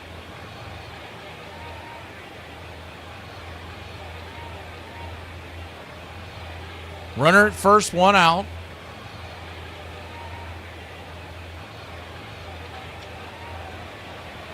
Pitch down and inside. Looked like the curveball.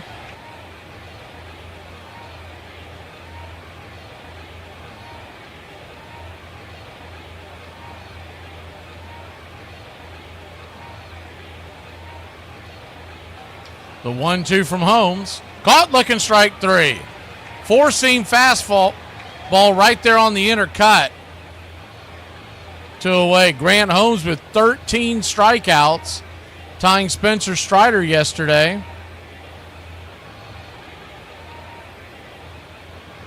Remember when Jordan and Spike Lee used to say, it's got to be the shoes, it's got to be the Rockies.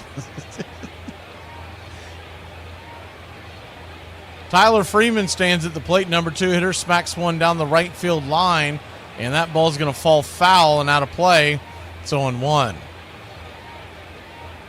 Kind of sawed off his bat. It was dying quail, but luckily plenty foul. Acuna was giving chase, but he was never going to have a chance to get that one.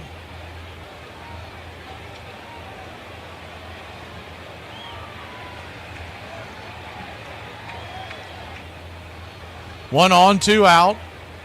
The 0-1.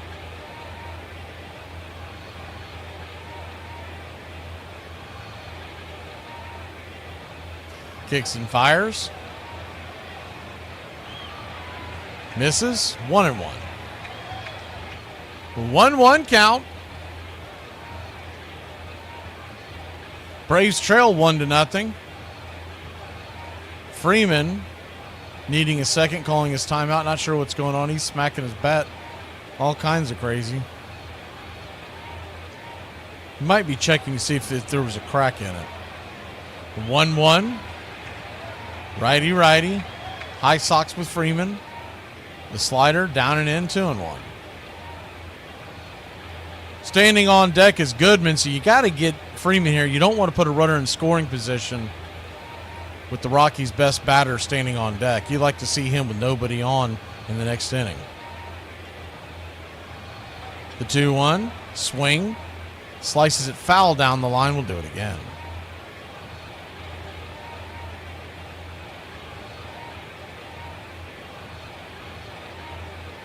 Two count.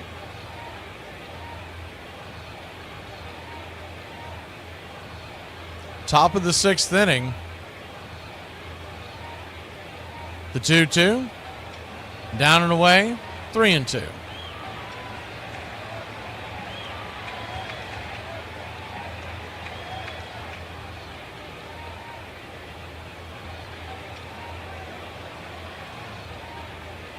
Infield back and to the left.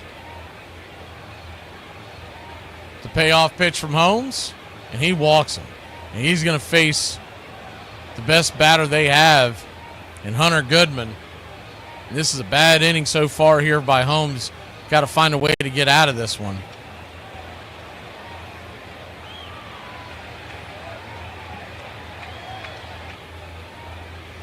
Hunter Goodman, 2 strikeouts, but you're not going to fool him forever.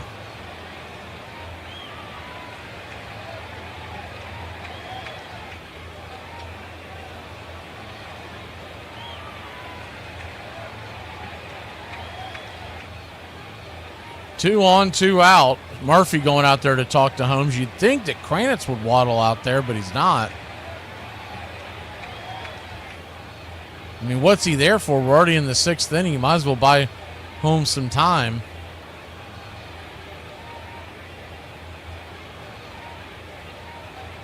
And it's not really up to Kranitz. It's up to Snicker to tell him to go ahead. Go out there and talk to him. Maybe buy him a moment or two to regain his thoughts. But instead, first pitch on the way, swing and a miss slider. It's 0-1. I know a lot of times I like to see these guys work out of it, but we're at a point in the season where you can't have these guys earn their stripes, so to speak. You got to make sure you're out there getting these wins. The 0-1, swing and a miss, it's 0-2. He has swung at 2 sliders, one well out of the zone. You'd think either A, they're going to go to that pitch one more time, or they'll straighten them up inside and then go to it. The 0-2 count. Grant Holmes comes set. They set up way outside wide. The pitch. Swing and a miss, strike 3. They did go to that slider one more time, and that'll end the inning. Grant Holmes with 14 strikeouts. I mean, can we get the man some run support? I play real sports. I'm trying to be the best at exercising. I'm Teddy Powers. I'm the man who has the ball, so that is why I am better than everyone in the world. The stat that stands out is Ted Williams. Ted Williams played more games in the 5 years where he also fought in World War II for, I think, 3 of those 5 years than Anthony Rendon has played in the 5 years he's been an Angel. That's a hell of a stat right there. Tonight's random complaint. When someone's doing a live and they say, I won't talk until you make me laugh. You know what? You. I don't have time to make you laugh. It's really easy pitching when you got a defense like ours, I tell you. Anything make you nervous? Caves, mainly. I don't see any caves out here. We're in the south, but it's not the desert. That's where I find most caves are probably at. Frank Robinson, he was one of the most competitive players I've ever seen. The 21-year-old slugging sensation, Robinson, will develop into one of the game's greatest hitters. But Frank went beyond even that, for he excelled in every facet of the game. I asked him, why did you stand up on the plate like you did? And he said, it's hard to throw the ball inside, isn't it? If you did it one time, I tip my hat to you. If you miss by 3 inches, I'll take you out of the ballpark. For 10 years with the Reds, Frank launched home runs at a prolific pace. Frank Robinson bombs one over the left center field fence. But Cincinnati then traded him to Baltimore. There's no greater fury than a slugger with a grudge. Did I have something to prove? Yes. So he promptly won the Triple Crown, earned the MVP award, and led his new team to a World Series title. And the Orioles win. Robinson went on to charm the Charm City with memorable moments and milestones. Fly ball well hit deep left field. It is going to be the 500th home run. We should never forget just how great Frank Robinson was. A lot of people overlook Frank Robinson. Frank was as good as anybody. Your home for the classic call of Braves Country Baseball. Welcome back. Bad news is the Braves are scoreless here in the 6th inning. The good news is Austin Gomber's out of the game. Jake Bird goes to work. First pitch misses high and inside to Acuna. It's 1-0. 1-0. Slider. Right there on the inner edge. It's 1-1. 1-1 count. Swing, chops it foul.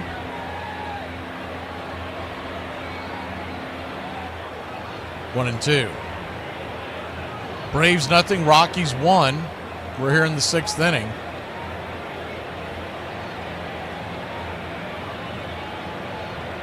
The 1-2. Swing! That ball's ripped over to short. It's a hard hopper that eats up the shortstop Ritter. It'll go flying into center field. That should be a base hit. That ball was scorched. It says the exit velocity was 88. I don't buy it. It had some top spin to it. Maybe that's what it is. But that thing was like a really nasty forehand in Wimbledon. It just skidded across the infield, ate up Ritter. And we've got one aboard with nobody out. Bravo.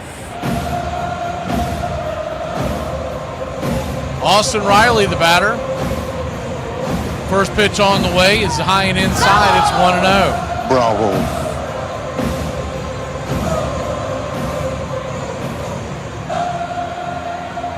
We're here in the 6th inning. Braves trying to do something on the scoreboard.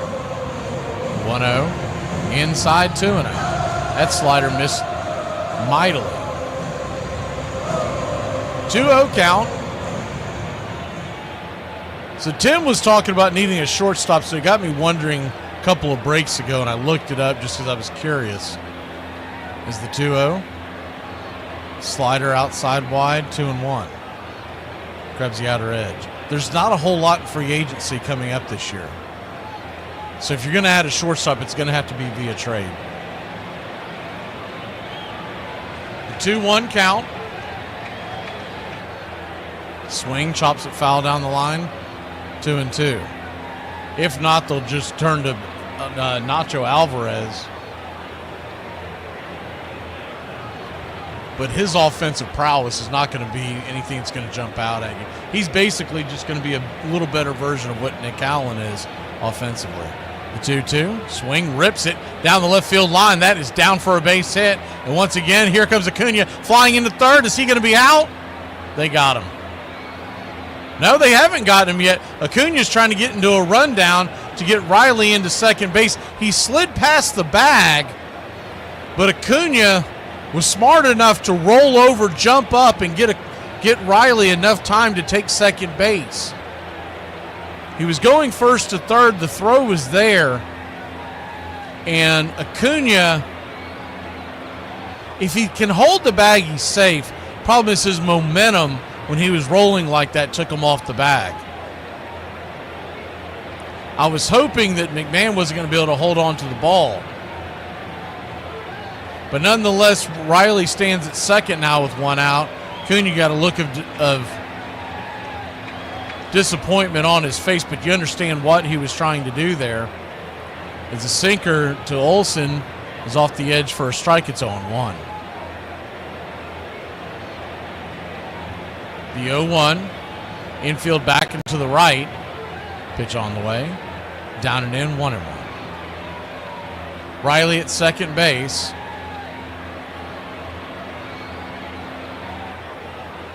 I don't think Freddie was telling him to come. I think he went on his own. You kind of would have liked to have seen Acuna not be so aggressive there as the 1-1. Chops it foul, 1-2. Mainly because the number one reason you would have runners on first and second in the heart of the order due up. But I know what Acuna was trying to get to third with less than 2 outs. The 1-2. Swing, slices it towards left. That's going to get down for a base hit. Here comes Riley. They're going to slam on the brakes. Man, oh man alive. I don't know about that one. I would have liked to have seen some aggressiveness on that one. That would have taken an absolute perfect throw from Beck. He was playing very deep. I don't think there's any way. I know what Freddie's looking at. He's putting on the brakes because when he gets the ball, most third base base coaches are told, don't send the runner if he hasn't hit third by the time the outfielder has the ball. But he was so deep. It was going to take a perfect throw from Beck, and I don't think they would have gotten him. But runners on the corners and 1 out. Jake Bird getting a visit now by Darryl Scott, the pitching coach. Ozuna's going to be at the plate. And of course, he's a double play waiting to happen, so Ozuna's got to make sure he gets the ball in the air. if he can get fairly decent depth on the fly ball, Riley still has good speed, so he should score. But they're going to be trying to, I guarantee you that's the talk from Scott right now, is they want to try to get a double play ball. And Olson, no real threat to run at first. First pitch on the way, 94-mile-an-hour fastball right there on the outer edge. It's 0-1. Can't really send Olson on a steal. So you got to play the cards you're dealt. The 0-1. God bless. Swing the bat, son. Slider right down his gullet. It's 0-2. He's taken 2 pitches that both would have been fly balls and tied the game. The 0-2. In the dirt. 1-2. Kind of surprised he didn't swing at that one as bad as days he's having at the plate. The infield is back and to the left. There's a huge hole on the right side.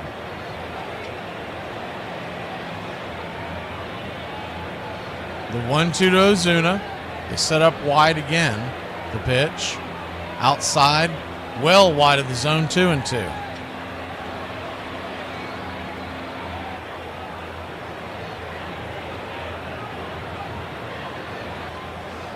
2 on. A 2-2 count. The pitch. Swing. That ball slapped into right field. That will tie the game. Base hit. Warm burner on the right side. And the Big Zoo comes through with the big hit. That was essentially the same pitch he got to start the at-bat. 94 on the outer edge. It's almost the exact same pitch. The only difference is this time they were shooting for the inside. But had he, that's all I could think of that first time the ball came through as he swung at that ball. The first one he got, that would have been the result there. There's such a huge hole on that side. The Braves have tied the game. And the second pitch, for those of y'all who can't see it at home, it was a hanging slider just above the knees. I mean, it had 3-run balloon all over it. So Bird now set to face Ozzie. The Braves have tied the game. First pitch on the way. Swing and a miss at the curveball off the plate. It's 0-1. Ozzie Albies is 0 for 1. A ground out, a strikeout. Batting just .224 now. He does have 6 home runs. We could use number 7 right here. The 0-1. Chased the curveball off and down. Chops it back foul. It's 0-2. The right-hander, Jimmy Herget, is warming up. But back to the shortstop talk that we were referencing. In free agency is the 0-2. Swing and a miss, strike 3. Ozzie Albies just a dead zone in that lineup. 2 down. They continue to bat him much higher in the lineup. I mean, why is he batting 5th? Batting .224 with 6 home runs midway through the month of June. You got to ask yourself what in the world's going on. Sean Murphy, the batter. 2 on, 2 out. Murphy trying to get a base hit. First pitch on the way. Slider down and away. It's 1-0. Harris standing on deck. Eli in the hole, but there are 2 outs. Braves, the base hit here would give them the lead. The 1-0. Swing and a miss. Slider off the edge. 1-1. But the free agents that you have out there, the biggest name is Orlando Arcia at the end of the year. That's what I was trying to get to. That's about the funniest thing ever. The 1-1, down and away, 2-1. You do have a couple of guys that would be interesting. I mean, I've always liked Ahmed Rosario. I don't know why the Braves have never given him a chance, but I would like to see Ahmed Rosario in the Braves lineup. We've seen him a ton of times. He always gives good, very good at bats. The 2-1, swing, fouls it away, 2-2. The only other names out there are going to be Miguel Rojas, Luis Rengifo, which isn't terrible, but though I think he's going to ask for too much money. And you do have Bo Bichette, but I think once again the Braves won't give him the money he's going to be looking for.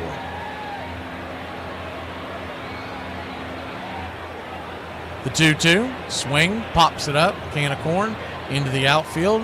Hanging out, waiting for it to come down is Jordan Beck, and that'll end the inning. But the Braves have tied the game up, so that's the bright side. We'll be back in a flash. We leave 2 on, but score 1 here in Braves country. I have breaking news coming from Southern California. Trump has just renamed San Andreas Fault to Newsom's Fault. I married a guy who had asked me for a date when I thought, why in the world is he asking me for a date? He dated the cute girls. And I just couldn't understand it, but I thought he was cute. So I thought this was wonderful. Ended up marrying him. So about 3 years after we were married, I asked him, why did you ask me for the first date? I know, we had fun. It was good afterwards, but why the first date? He said, you wore an orange corduroy dress. And I thought anybody who would wear an orange corduroy dress liked to have fun. So we had fun the rest of our lives. Name one villain in movie history that was actually right or relatable. And you can't say the Joker, because I know you're going to say the Joker. The Mel Ott story is a very lovely piece of Americana. He was 16 years old, playing ball in Louisiana, and some local was so enamored of Ott's talents that he sent Mel Ott up to New York for a tryout at the Polo Grounds. The New York Giants had been the class of baseball, led by manager John McGraw. And although Mel Ott was just 16, the New York skipper saw untapped potential. McGraw was so enamored of this boy that he refused to send him down to the minor leagues. He brought Ott along very carefully till the boy was a first-rate star. A shining star, one who at the age of 20 slammed 42 home runs with a swing that made folks stand up and take notice. Ott would raise his right foot as the pitcher was ready to deliver and just hang it there in midair. Master Melvin amassed numbers that put him in the top 3 for all right fielders in walks, OPS plus, and RBIs. Mel Ott's statistics tell you he's one of the great sluggers in baseball history. Mel Ott was pure baseball all the way around. So what is it exactly you do for this company? Mainly make mistakes and inappropriate comments.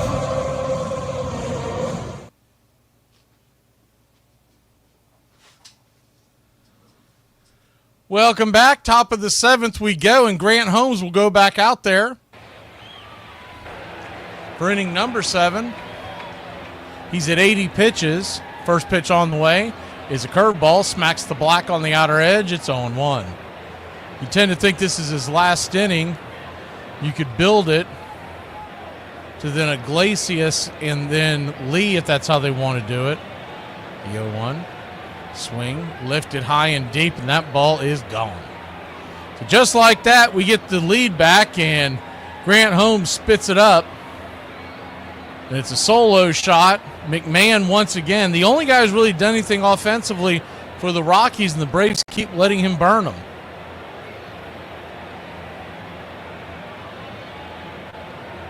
So back to the drawing board. That's right in his wheelhouse. That's exactly where the ball was thrown the other night when he went yard. And the Braves trail 2-1. First pitch on the way, 94 on the outer edge. It's 0-1. The 0-1.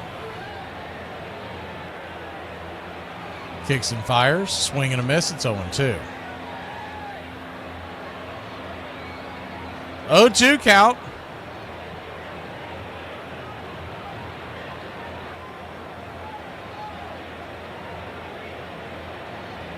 Brings it. Swing and a miss, strike 3. Strikeout number 15 on the day for Grant Holmes. But I'm sure all he can think about are the 2 runs. 1 unearned and then the solo shot.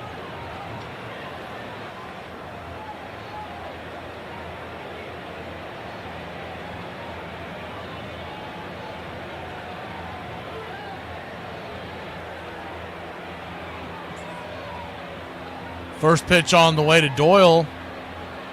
95 at the knees. It's 0-1.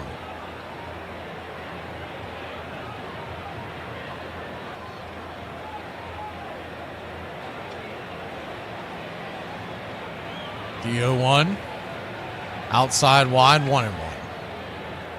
Brian, to answer your question, essentially, you can make the argument that Acuna got greedy on his try for third. There was no reason for him to go to first or third on a ball hit to left field. And he thought he could make it. And if he's able to stick the bag, by the way, it's De Los Santos that's warming up in the bullpen right now. If the 1-1 misses, it's 2-1. But with runners on first and second, nobody out in the heart of the order, Acuna should have stayed at second. But he was trying to make something happen as the 2-1, down and away, 3-1. And instead what happened was he came off the bag. He beat the throw by maybe a half inch, but the way he had to go into the bag tells you if he slides traditionally, he's going to be out. The 3-1, swung on, chopped foul, it's 3-2. So all in all, it was a bad base running play, but you like the hustle. And it's kind of common knowledge that you don't try to go first to third if the ball's hit to left. Maybe center, definitely to right. But to left, it's a straight shot. The 3-2, swung on, foul back, we'll do it again. And credit Beck for a good throw from the outfield, but nonetheless, it was one that shouldn't have been made. But it's really hard to stop Acuna from going first to third if you're the third base coach, because you're not going to get in his sight till he's already halfway there. The payoff pitch, swing, chops it foul, we'll do it again. Holmes would like to give them a full seventh inning here.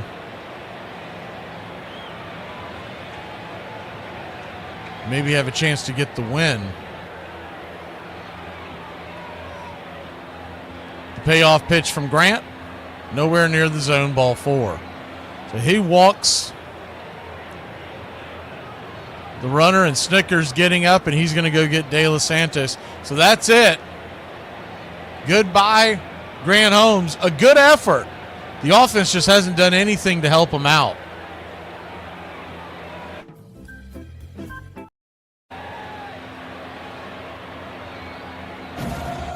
This date, 1925, entering the bottom of the 8th inning, trailing the Cleveland Indians 15-4, the Philadelphia Athletics crossed the plate 13 times in the frame. Philadelphia will hold on to the lead in the top of the 9th to beat Cleveland in an incredible 17-15 come from behind victory at Shibe Park. On this date, 1958, identical twins are split up by the Pirates when Eddie O'Brien stays with Pittsburgh, but his brother Johnny, along with third baseman Gene Freese, are traded to the St. Louis Cardinals for infielder Dick Schofield. Eddie, who appeared in April for the Bucks as a defensive replacement, will finish his tenure with the team that signed him as a bonus baby in 1953 without playing another game that season.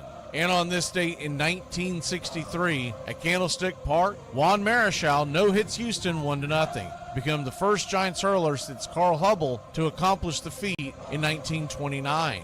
And the first since the franchise moved to San Francisco to throw a no-hitter. The 25-year-old Dominican native outduels Colt 45's right-hander Dick Drott, who tosses a complete Game 3 hitter, yielding the game's only run in the 8th inning, giving up doubles to Chuck Hiller and Jimmy Davenport. And that's your Braves Country Radio on this date in baseball history. Find us on YouTube and Facebook today.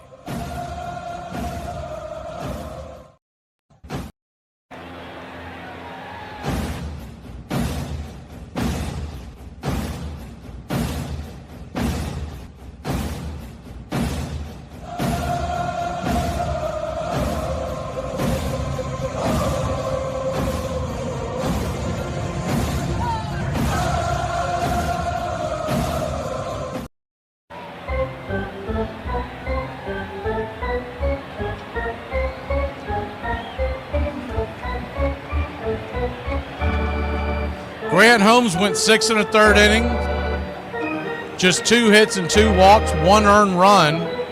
The other run unearned was to his doing on 2 errors, but 15 strikeouts. De Los Santos will take over, flips the first throw over to first to try to get the runner leaning. 1 on, 1 out, runner back in plenty of time.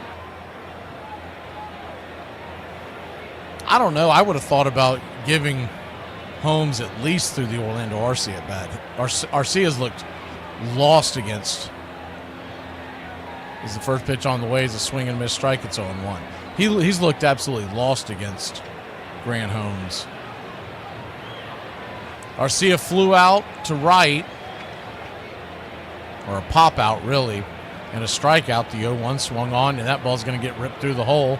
And Orlando Arcia is going to get a base hit, so he found someone he can get a hit off of. And runners on first and second, 1 out.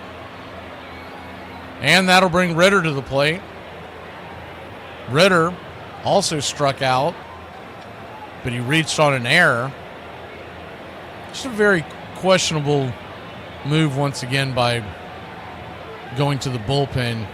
Holmes still had a little bit left in the tank. And like I said, he's owned Arcia. You give a poor hitter like Arcia any other look, they're going to embrace it. First and second, 1 out. First pitch to Ritter is nowhere near the zone. It's 1-0. De Los Santos not looking particularly sharp so far. The 1-0.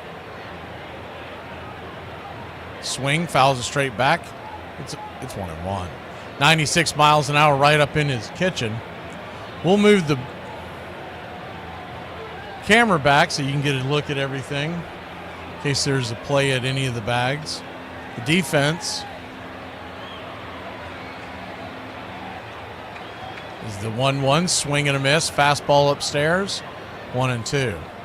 Infield defense is back into the left. They're in double play depth. Olsen is incredibly far off the bag. He's going to have to hustle to get over there, especially with Ritter running. If I'm Ritter, I would really think about pushing a bunt.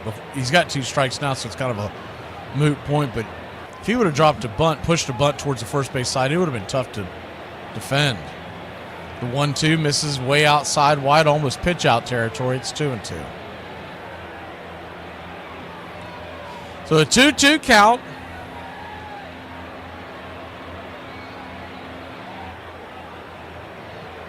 Brings it. Swing, rips it, and that's going to get through for a base hit. They're going to go station to station. Bases are loaded with 1 out. De Los Santos spitting the bit. He hasn't gotten anybody out. They won't question Snicker postgame because the Atlanta media never does.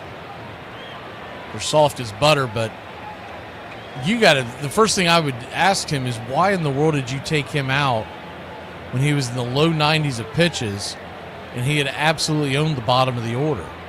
Instead, you got De Los Santos coming in, facing number 9 hitter. He's the player of the game so far, Fulford.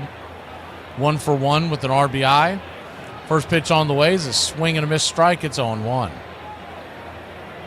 He scored the first run of the game, the sac fly, singled. The second time up, the 1-1 to Fulford, batting 176 on the year. The pitch, high and out of the zone, nowhere near the zone. Eyeball territory over the plate. It's 1-1. He's got to face 3 batters, so hopefully they've got something cooking in the bullpen right now because you don't want De Los Santos the way he's pitching right now to face the top of the order. The 1-1. Nowhere near the zone again, 2-1. He does not have it. You'd think you'd at least send Ryan Kranitz out there, Rich Kranitz out there to talk to him, settle him down. The 2-1, swing and a miss. That slider was a bit off the plate, but we were bailed out by the swing by Fulford. It's 2-2. Braves trail by 1 after climbing back into this game. A solo home run. Then a walk and 2 consecutive hits by De Los Santos given up after coming in for Holmes. The 2-2, they set up wide. The pitch. Nowhere near the zone. Ball 3. Smurf's just getting too greedy back there. He's trying to get De Los Santos to nibble with the 2-2 count with the bases loaded. You got to go after the guy, because he has not been hitting his spots. So the idea that you're just going to pitch around the number 9 hitter with the bases loaded on a 2-2 count is insane. The payoff pitch. Swing, rips it down the left field line, foul. Now the batter knows you have to come over the plate, so there's no element of surprise there. But the last thing you want to do is walk the number 9 hitter, trailing by 1 with the bases loaded. Infield back into the left.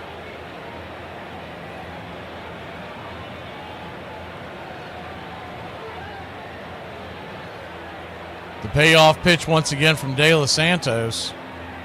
Swing, pops it up. Fouling out a play over the first base dugout.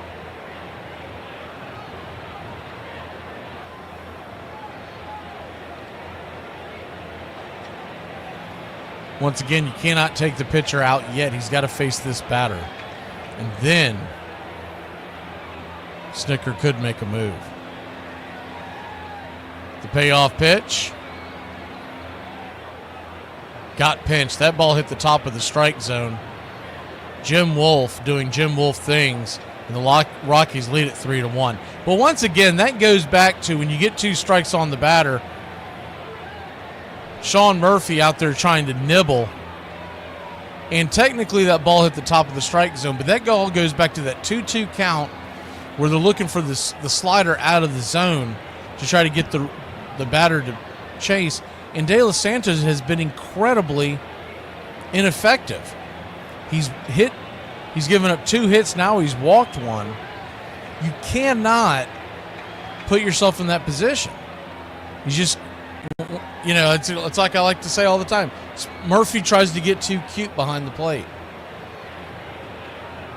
And it's one thing if you've got Glavine, Smoltz, and Maddox out there pitching for you, or Sales on the mound, et cetera, et cetera. But when De Los Santos is out there and the game's on the line, you can't get cute.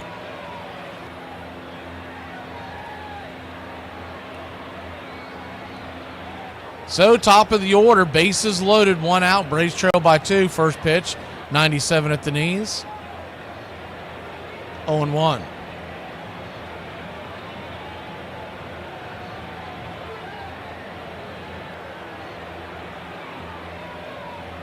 The 0-1.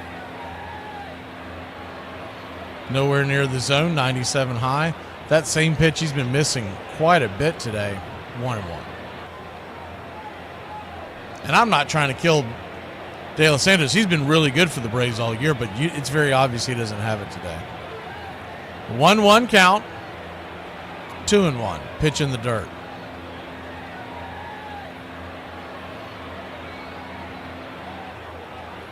As opposed to just folding your arm in the dugouts and looking mad, you go make a move.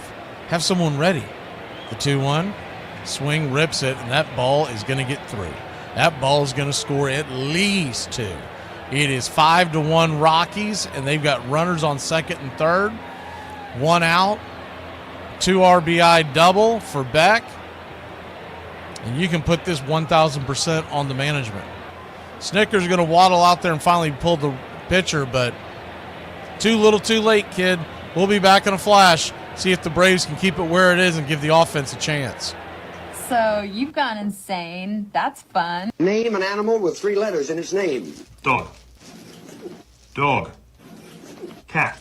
Bat. Rat. Ape. Fly. Bee. Pig. Hog. Hen. Eel. Ant. Frog. Unbelievable. So I heard these 2 people talking, and this guy said, Becky, I was on my walk this morning, and I got bit by a Rottweiler.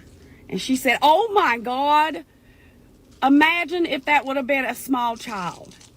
And he said, for sakes, Becky, I could have fought off a small child. I should have gone to law school or high school. Man, we just watched it go down up here in a drug bust, and it was crazy. It reminded me back of my days of dealing drugs. There's 3 things you don't do. 1, you don't sell drugs near a state line. That's just common sense. Number 2, you never sell drugs to a guy that's got all his teeth. And number 3, you don't sell drugs, y'all. John Montgomery Ward's brotherhood was crushed, and the reserve clause remained firmly in place. The players were even more powerless than they had been before. Albert Goodwill Spaulding's National League swallowed up both its rivals, and now, swollen to 12 teams, held a monopoly on Major League Baseball. The Players' League is deader than the proverbial doornail. When the spring comes and the grass is green upon the last resting place of anarchy, the national agreement will rise again in all its weight and restore to America, in all its purity, its national pastime, a great game of baseball. Albert Goodwill Spaulding.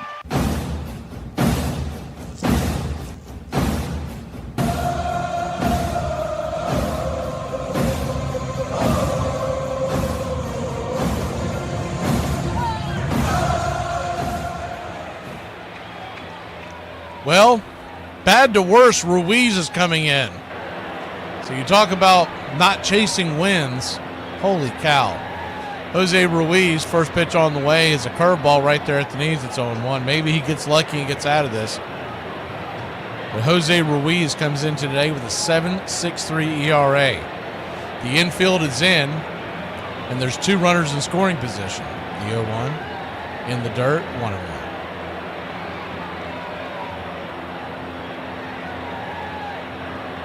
You wonder if Ruiz is going to get optioned, DFA'd during the off day.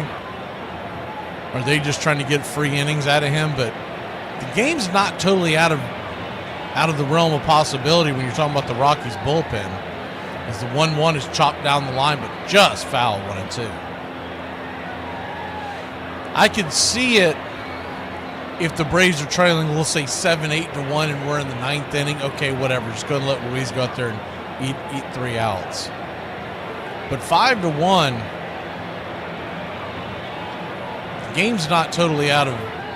I still go back to the fact that not having Grant Holmes face Orlando Arcia 93 pitches in, where he's dominated the first 2 at bats, is just a big, big mistake. 1-2. 95 just misses inside, almost hits the batter up around the shirt. It's 2-2.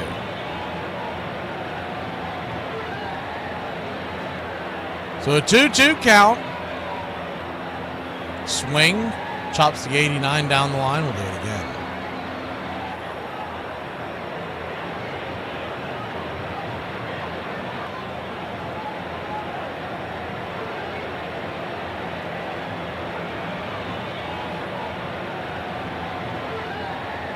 The 2-2. Swing. Peppers it down the line.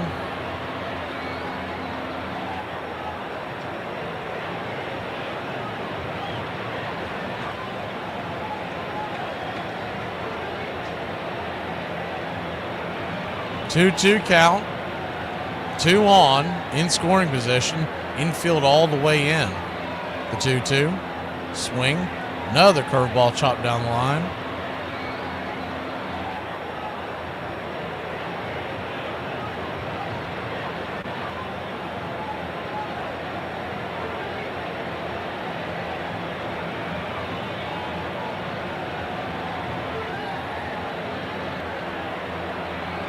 The 2-2 from Ruiz. Swing. Smacks that down the line. The other side, 97 miles an hour. We'll do it again. He throws high 90s, but he does not have swing and miss stuff. It's really strange. From what I've seen, that fastball of his does not have a ton of movement. The 2-2. Swing, slaps it through the hole, and that'll make it a 7-1 lead. Cunha gets it back into the infield. I'm sorry, excuse me, 6-1. They held the runner. I don't know why they held the runner. He might have gotten a bad jump. Yeah, he did. He got a little bit of a bad jump. He started drifting back towards second. If he reads that right, he scores with ease. Ozzie gave a diving attempt, but none of those 9 pitches that he just threw to the batter was there a swing and a miss. If they were a strike, there was one called strike. Everything else was fouled away. Goodman, the batter, and he could really put a dent into this game. Flips it over to first real quick to keep the runner close by. Braves trail 6-1. Once again, the Rockies bullpen is at the bottom of the league, so we've got 3 ups. The game's not over, but you got to keep it within reason. Pitch on the way, swung on, foul back. It's 0-1. Not saying it's going to be easy, but you can put runs on the Rockies bullpen. Jake Bird's one of the better ones. We've already gotten him out. He threw 26 pitches that last inning. The 0-1, did he go around? They're going to say he did. Not sure if he did, but we'll take the call.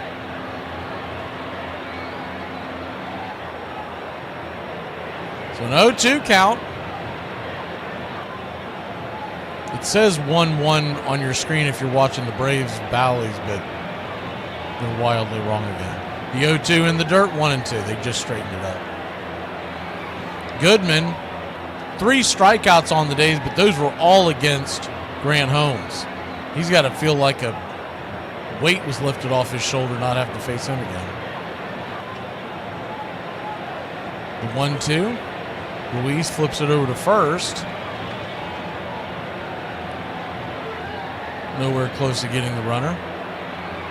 Runners on the corners, still only 1 out, a long 7th inning. Ruiz steps off. And what a putz. Ruiz just stepped off the mound. And that's going to send the runners 90 feet. He had already made 2 moves. He steps off the mound to look back. So the runner at third comes home to score. The runner at first goes up to second. And Jose Ruiz, if he makes this team pass the lineup on Tuesday, there ought to be a federal investigation. The 1-2 misses high, 2-2. Runner at second. Braves now trail 7-1. The 2-2. Swing, fouls it back. And remember, they dropped this. They picked up this clown in the same move of DFAing both Scott Blewett and Craig Kimbrell. The 2-2, down and away, 3-2.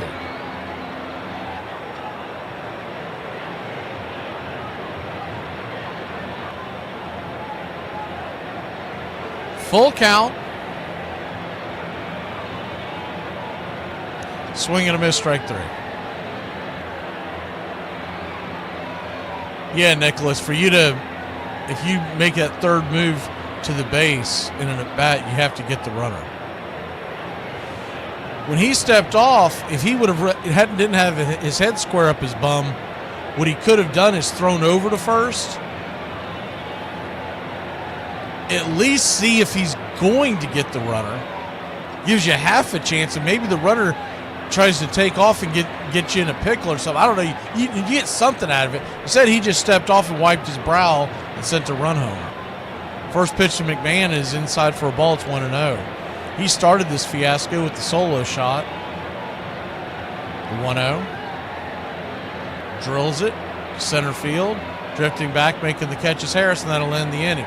But not before Brian Snicker coughs up 6 runs, and it is 7-1. We go to the bottom of the 7th. Get up and stretch, Braves country. All right. I can't see you. Let me hear you. A 1, a 2, a 3. Me out to the ball. Me out to the night. Find me something to scratch her down. I don't care. I have to get back on the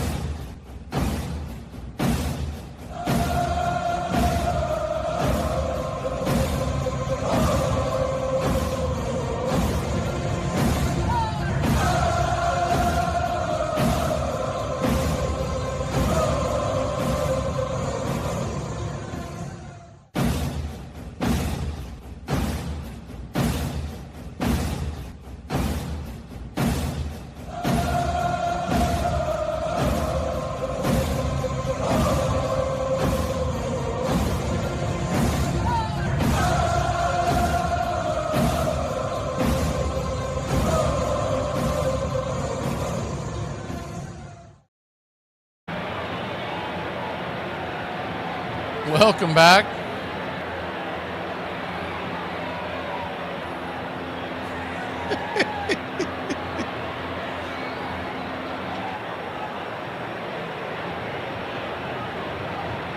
SS Dub, that pitcher had a 7 ERA when we got him.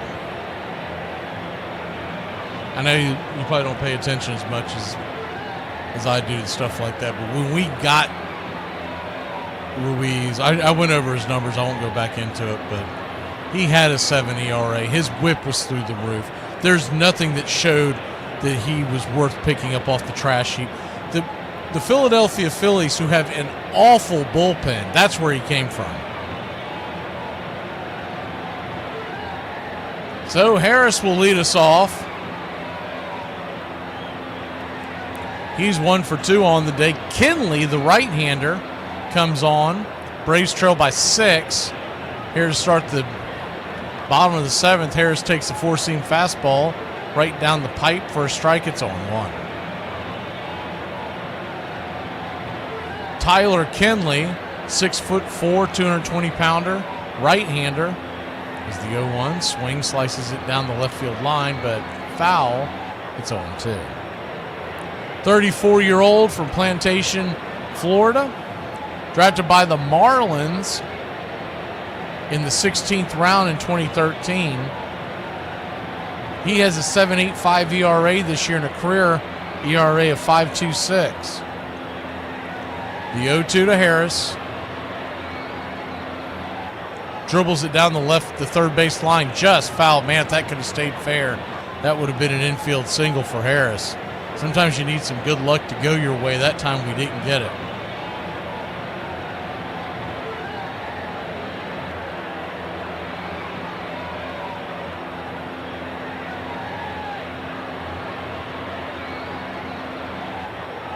The 0-2 count.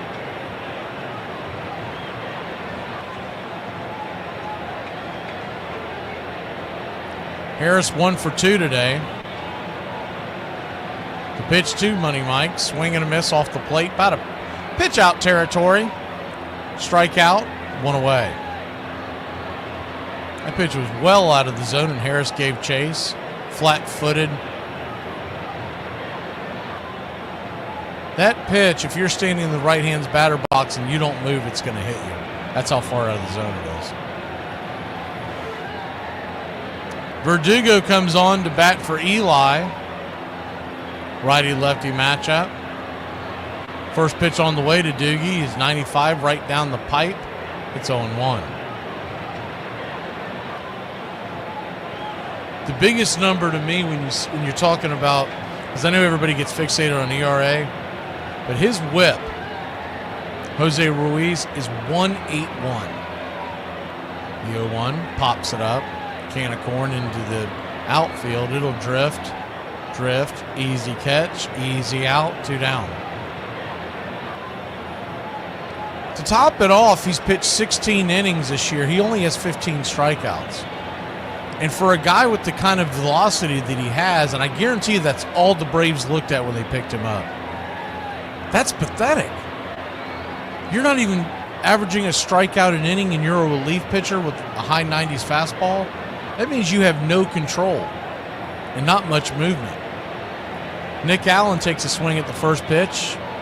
Comes well off the plate. It's 0-1. But you look at his career stats, his whip is 1.48. That means his entire career, there have been ducks on the pond via him. The 0-1 pops it up.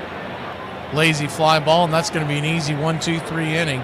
Bottom of the order, the Braves, a dead zone. We'll be back in a flash. 8th inning we go, trailing by a touchdown. I usually don't wake up grumpy. I let her sleep in for at least 5 more minutes. Your totals were 120 yards in 19 carries. Benny Malone, 24 yards in 12 carries. But what's your high? Do you keep track of how many carries you have in a game? Well, my high will probably come in about another hour after the ball game. The older I get, the more I understand why deer run in front of cars. Want to take a nap? Are you coming to lay down with me? Yeah. Come on. It's just for a nap. Oh, never mind. Hey, Braves Country, I'm Mac McGee. Join us for Pitch by Pitch, Play by Play, the classic ball of Braves Country baseball. We're bringing you Atlanta Braves baseball all year long. Jump into our pregame show, Braves Country Today, just before first pitch. Stick around for the postgame show, Braves Country Tonight, where we will open up the phone lines and react to your calls or your comments all year long. That's Braves Country Radio, pitch by pitch, play by play, your home for the classic call of Braves Country baseball. Why is there a pancake in the silverware drawer? I mean, why is there silverware in the pancake drawer? It measures just 9 inches in circumference, weighs only about 5 ounces, and is made of cork wound with woolen yarn, covered with 2 layers of cowhide, and stitched by hand precisely 216 times. You're listening to Braves Country Radio. Please like and subscribe today. YouTube.com/@Braves Country.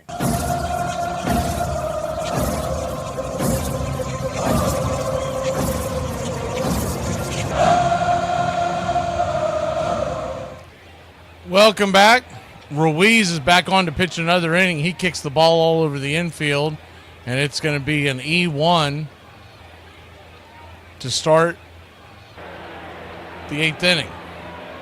Ball was hit back to Ruiz, and when he went to bend over to pick it up, he showed why he's not an athlete. He kicked the ball into foul territory.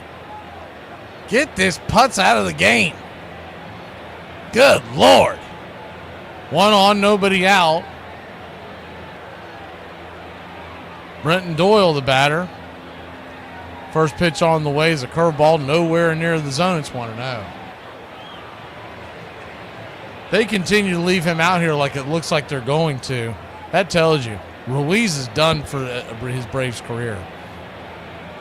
1-0 outside wide. 2-0. They can bring up another arm for bullpen purposes for the Mets series. And whoever it is, if you bring him up and he's got options, you can send him right back down for a spot starter again in the Miami series. 2-1 count. Pitch on the way, swing, fouls it down the line, 2-2.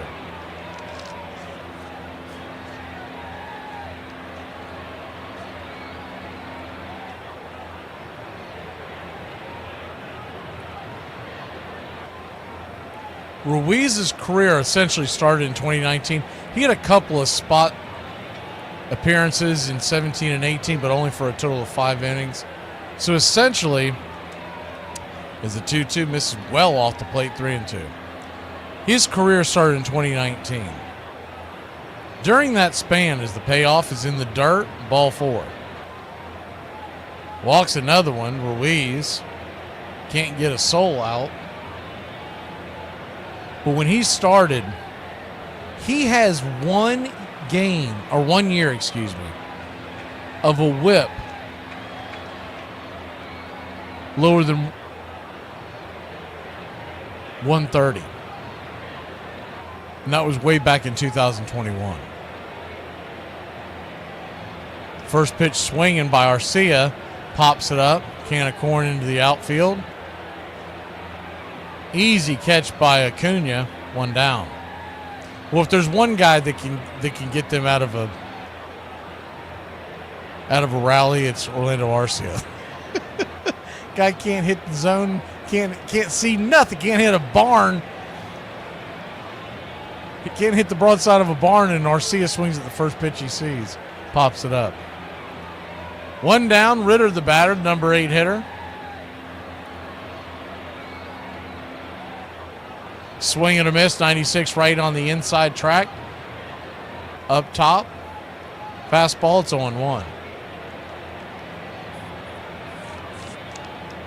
So what I'm going back to is I don't understand why we ever picked him up. The 0-1. Swing, fouls it away. It's 0-2. He must have had an outing versus the Braves one time at some point that really wowed Braves management when they saw he was available. You got to go get him. But no one looked at his recent numbers. 3 of his past 4 years, his whip has been above 1.4. And to top it off, during that time period, is he 0-2? Down and away 1-2.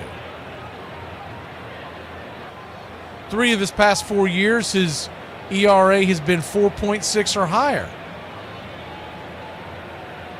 His only quote-unquote decent season was last year. He still had a 3.7 ERA and a 1.33 whip. The 1-2 misses altogether, 2-2. And I remember him when he was affiliated. At no point was I didn't ever see him come out of the pen and go, oh man, we don't have a chance with this guy. You're usually licking your lips when you saw him come out of the bullpen.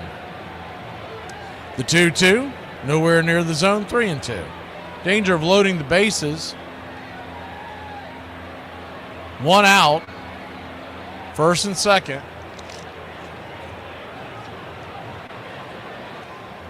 The payoff pitch to the number 8 hitter Ritter. Below the knees, ball 4. He can't find the zone to save his life, and nobody's doing anything about it. They're just punting the game, it looks like. I guess they're hoping we get lucky and someone hits a rocket into a double play. Snicker finally comes out here after the base is getting juiced once again. Good Lord. But you're going to have people tell you all week that he's a great manager. We'll be back in a flash here on Braves Country. Hey, y'all, if you're looking for a wife, go check Tinder, man. You wouldn't believe it. In fact, my neighbor's wife was on there. My boss's wife was on there. Hell, my preacher's wife was on there. 20 minutes later, I even found my wife on there. That's the place to look for a wife, y'all. If y'all see anybody over the age of 30 out past 9 p.m., just know that they 100% took a nap earlier that day. We're going inside them. We're going outside them. Inside them and outside them. And we're not going to pass. We're going to get them on a run. We're going to go, go, go, go. Join the country club today. You'll have access to badges, one-of-a-kind emojis to display your Braves pride throughout the ball game. Help support Braves Country Radio. Join the country club today.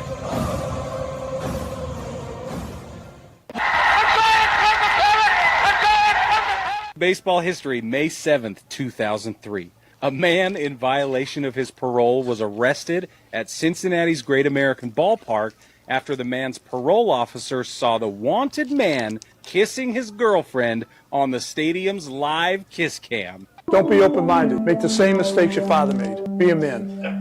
Hey, can I tell you one thing? That's 3 holding penalties on one football team in a quarter and a half. That ain't funny. Somebody just offered me $1,000 for pictures of my feet. And I was like, do you want wallets or like an 8x10, black and white? What do you need? So what do you want to do now? Want to get drunk? Yeah. There's something very American about being a poor loser, refusing to shake the other fellow's hand. He says he's a scoundrel. He always was a scoundrel, and he's even more than a scoundrel now that he's beat me. And there's something likable about that in people. It's bad sportsmanship, though.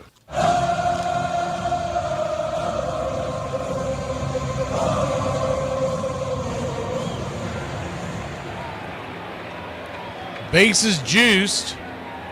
1 out. And I'm sure Aaron Bummer's saying, what in the world did I do to y'all to put me into this position? First pitch on the way, swing and a miss. It's 0-1. You watch, some clown will be on X later on if Bummer gives up a base hit here and say, Bummer sucks again. He gave up a thinking that he's the one that created this nonsense. The 0-1, down and in, 1-1. You really put a reliever up against the wall when you wait for the bases to be loaded before he comes on. I mean, he's got to be darn near perfect. The 1-1, swing and a miss, 1-2. He is a ground ball double play pitcher, and Fulford, the catcher, at the plate. You could get him to hit into a sharp double play ball. You could get out of this jam. But we'd take a strikeout here, too.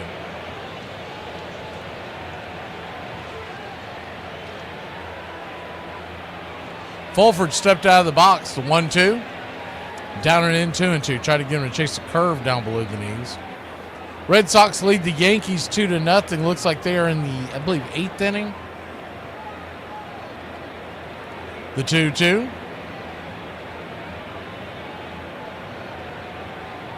Swing. Chops it down the first base line.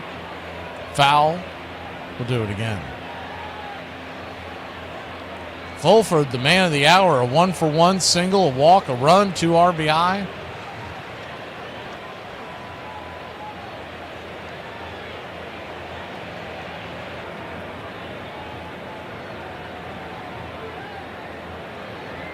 The 2-2. Swing. Fists it. And that's a fair ball. You got to be kidding me. That was like a broken bat fair ball. That's going to score at least 2 runs. By the time Olson gets it, it'll be 3 runs. It's a bases clearing double that probably didn't leave the bat more than about 55 miles an hour. That thing was splurted down the first base line, and because we were in such a big shift, Olson had no chance to get to it. And while you're playing the first baseman that far off the line with the bases loaded, that's only a question that the front office can answer. Braves are getting curb stomped 10-1 now here on Father's Day at home against the worst team in baseball. First pitch on the way to Beck. Top of the order we go. Inside, it's 0-1. I mean, it's a shame too, because that's where you want to jam a batter. But if your first baseman is playing that far off the bag, you almost can't pitch in that spot. 1-1 count to Beck, runner at third. It'll be put in as a triple. 1-1, fouled away. He didn't have to be guarding the line if Matt Olson was just playing normal first base depth, which you should be doing with the bases loaded. Is the 1-2, swing, chops it foul, we'll do it again. That's going to be a line drive out, well, very soft line drive, and you might even double up the runner. But the analytics department tells Olson and the guys to play that far off. And with the bases loaded, it just is the 1-2, well inside, 2-2. It just goes to the point of their entire front office is analytically driven. They don't have enough people in there who've actually played the game, who know what they're doing. They're all going off of numbers. The 2-2, inside, 3-2. I say it all the time, but expected stats are fables. Full count to Beck. And it's a shame, too, because Granholm's pitched a good game. 3-2, fouled away. We'll do it again. You couldn't make anyone believe in a million years you could get 15 strikeouts from your starting pitcher and be losing by 9 in the 8th.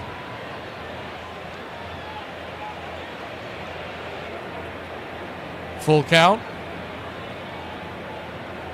Inside, got him. Doesn't matter. It was ball 4. So he'll head on down to first. Runners on the corners, 1 out. Yeah, Gary, you can't even put that on Snicker. Because Snicker's not the one that drives the analytics. They're told by the analytics department where to play defense on each individual situation, and they believe that having your first baseman, I mean, he was 25-30 feet off of first base when that ball was hit. Sinker right there for a strike to Freeman. It's 0-1, and the ball was hit so softly that it was Olson, even though it got hit past the first base side, he ran it down. It wasn't Acuna. It's the 0-1. Chopped over to Ozzie, and that should be an inning-ending double play. It is, but not before Snicker and the boys cough up 4 more. We go to the 8th. trailing 10-1.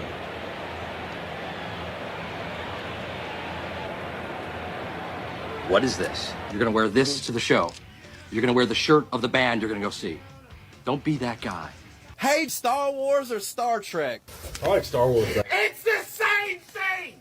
It is the same thing. It is, yes it is. It is the same damn thing. It's the same thing. They fly around in space. They have shields.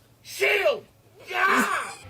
Hey, Braves country, I'm Mac McGee. Join us for Pitch by Pitch, play-by-play, the classic ball of Braves country baseball.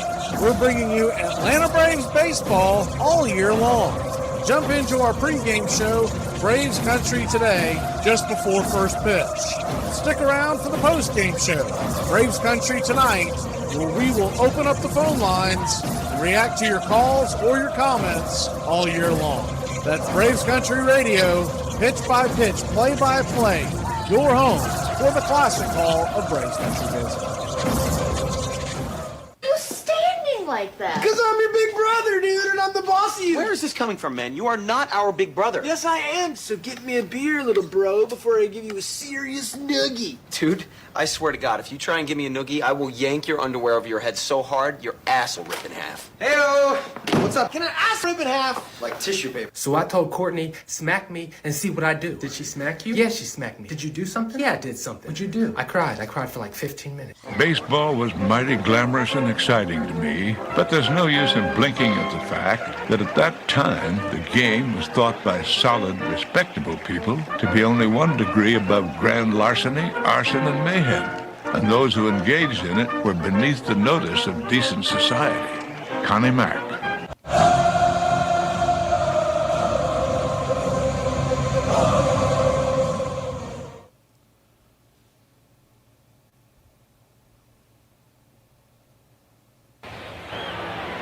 Welcome back. Juan Mejia is going to come in and pitch for the Rockies. Azekar is coming in to pitch for Acuna. So Brian Sicker's officially punted this game. Jose Azekar batting .278 on the year. I bet there's someone out there with some kind of a prop bet that's just livid right now. 1-1 count to Azekar after a ball and a swing and strike. The 1-1. Slider bends away. 1-2.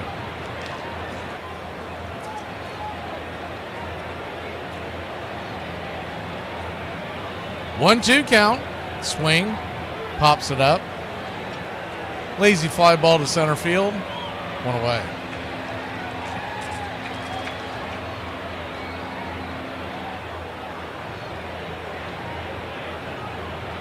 One down.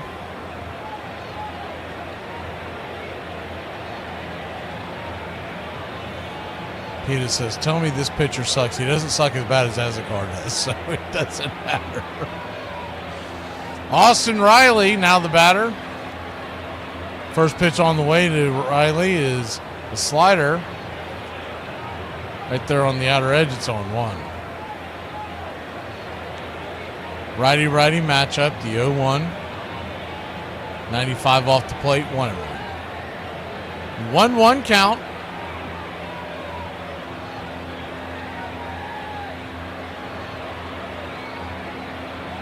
Pitch, swing and a miss, 1-2.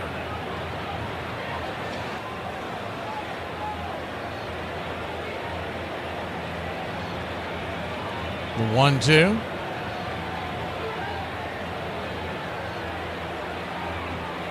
Swing and a miss, strike 3. Riley down on strikes. 2 down.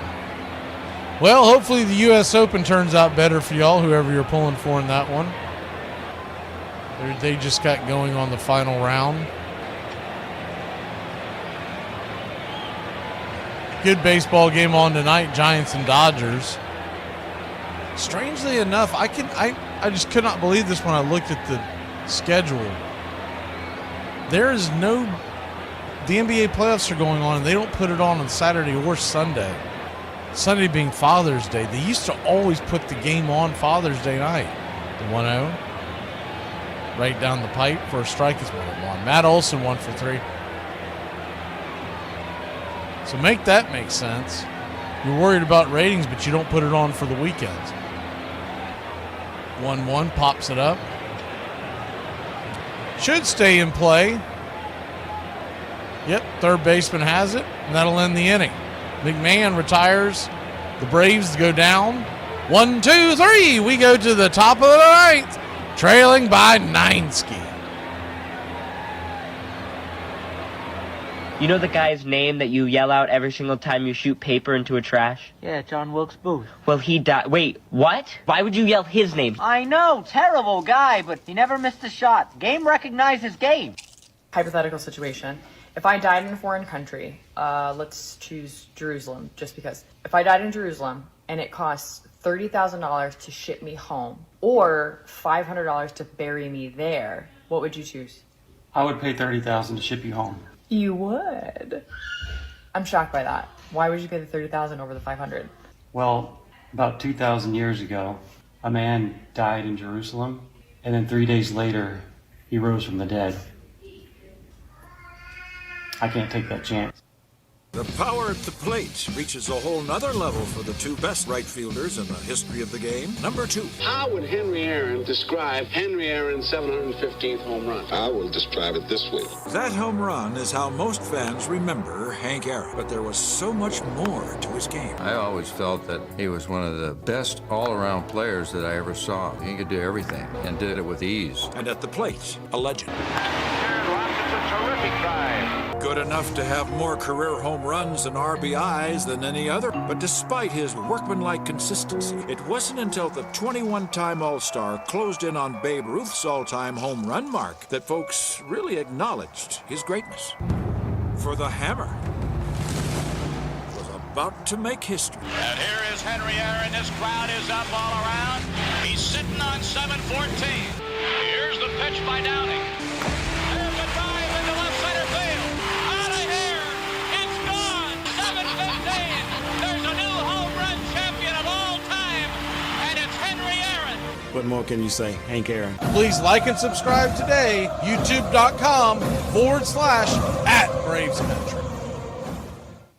Welcome back. Luke Williams is on to pitch. 1 pitch, 1 out. As the first pitch was hit over to short, 6-3 put out and away. You did hear that correctly. Luke Williams, the infielder, is on the pitching mound. Slider drifts in, fouls it away. It's 0-1. And you know what you're going to hear at the end of the game. Oh, well, that's baseball. It's a funny game, all that stuff. But there's so many things that could have been done to stop this onslaught of runs by the Rockies. As the 0-1 is banged on the ground, it's 0-2. Luke Williams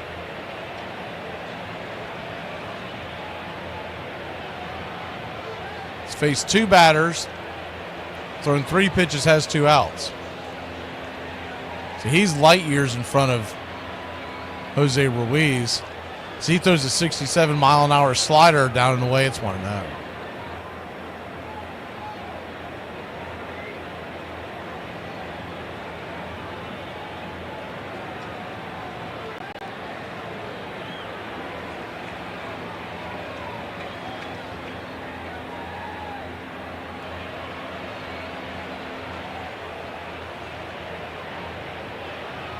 One shot into center field, excuse me. And it's a 2-out single for the Rockies.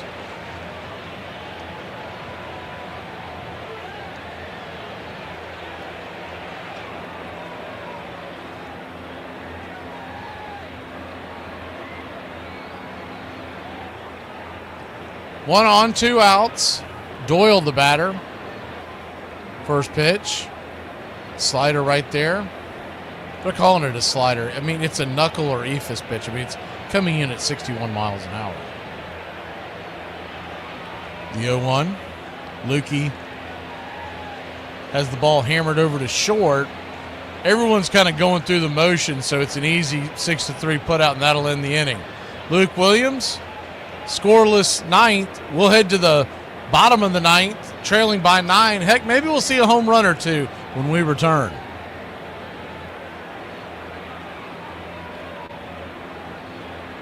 Probably saying, I thought there was only one time you're supposed to charge the mound, and that's when you got beamed. Well, you're dumb, and that's wrong.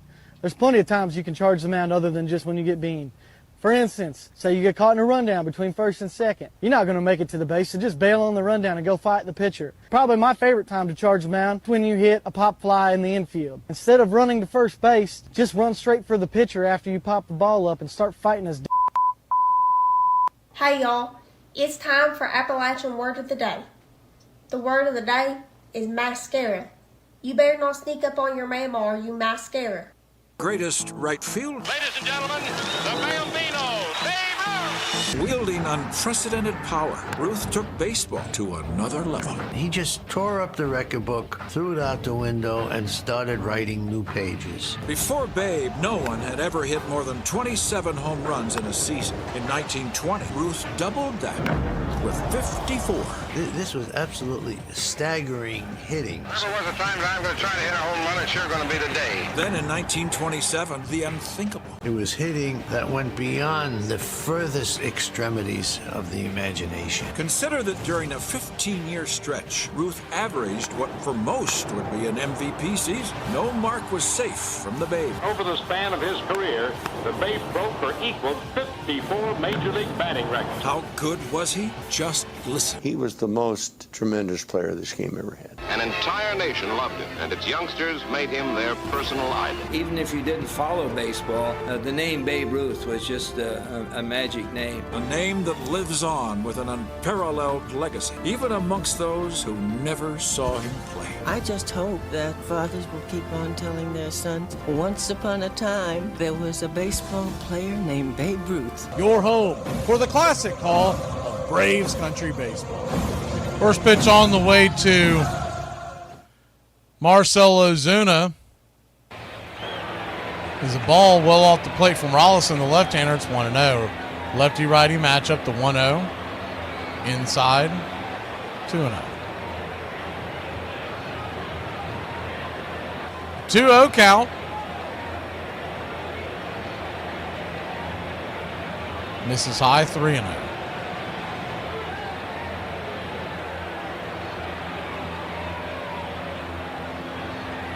Three-0 to Ozuna, 1 for 3.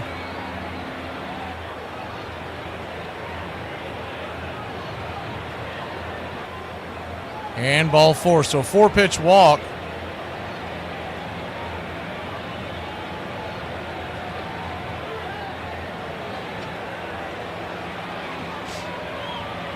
We've seen stranger things in this stadium just recently. Remember the what was it, an 8 or 9 run outburst? I guess it was an 8-run outburst by the Diamondbacks versus the Braves. In the top of the 9th is the first pitch on the way to Ozzy's down and in. It's 1-0. Only real way to get a rally going is to get base runners on. The 1-0. Up top. 2-0. 2-0 count.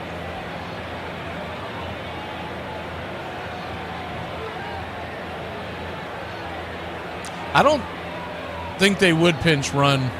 Not down by 9, Nathaniel. Is the 2-0 right there at the news, 2-1. Remember, they've already put Acuna on the bench. They've already used Luke Williams as a pitcher. So realistically, is the 2-1 high and wide, 2-2, and Eli White's been taken out of the game for Verdugo. All you have left is Drake Baldwin. So let's say you get back into this somehow, some way. You're going to want Drake Baldwin to be there for a pinch hitter. The 2-2 swing hits it hard over to third, but it's going to be a double play. 5-4 to 3, 2 down. So I get the idea that Ozuna doesn't run well, but if you got one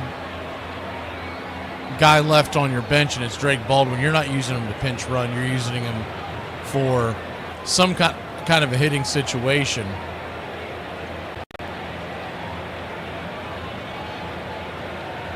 Now with 2 outs, it looks very, very bleak because you have to have one heck of a run to score 9 runs and not getting one single out. First pitch on the way to Murphy is off the plate wide. It's 1-0. Braves will win this series. The good news is, and if we had lost yesterday's game and won today's game, we'd feel a lot better going into the off day. But we've won back-to-back series. 1-0. Right there on the outer edge, 1-1. But I mentioned it on Friday in the pregame. If we didn't sweep the series, it was going to feel like a letdown, and it should. Because you're a team that needs wins in a big way, and you leave one out there on the field. You also wasted a really good start against Grant Holmes. The bullpen imploded. Every move that Snicker made, he had the opposite of the Midas touch. He's had the opposite of the Midas touch for quite some time, but everything that he did went wrong. Is the 1-2. Miss is high. I'm really surprised Jim Wolf didn't ring him up. And I wouldn't even complain because you got a 1-2 count, you're down by 9, and you're getting pinched at the top of the zone. Rollison was walking to the dugout. The 2-2. There you go. Swing and a miss, strike 3. That'll end the inning. That'll end the game. Braves lose a tough one. Hate to see the bad decisions cost the team the game, but there were on-field errors that cost the team. And let's be honest, the beginning of the game, the first 6-7 innings of the game, where we continually just did not do anything offensively. We didn't get a base hit till the 5th? And all in all, 1 run, 6 hits, 2 errors for the Braves, 10 runs, 9 hits, no errors for the Rockies. And the Atlanta Braves will drop to 7 below 500. And once again, I don't think that's updated. I think it's actually 8 below 500. Yeah, it's 8 below 500. And once again, we'll go back to the drawing board, welcoming in the Mets. And that feels like an absolute must-win series. You'd love a sweep, but a must-win series. We'll go over all of that for you Country Club members on Tuesday. Have a good one, Braves Country. Man, am I tired of having to play this song.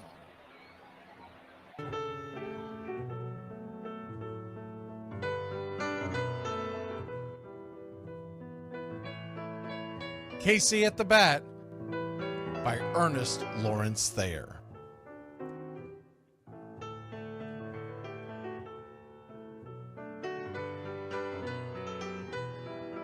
The outlook wasn't brilliant for the Mudville Nine that day.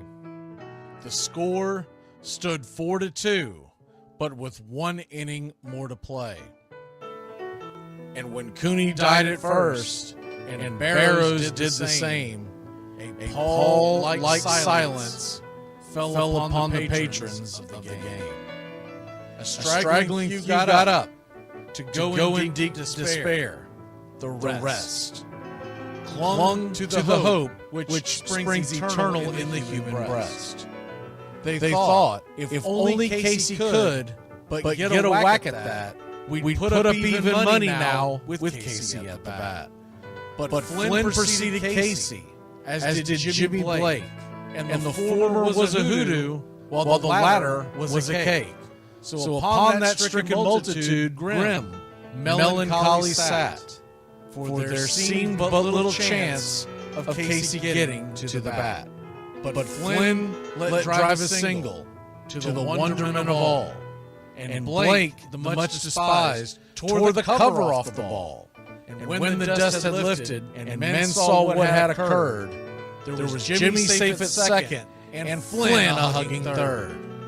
Then from 5,000 throats and more rose a lusty yell.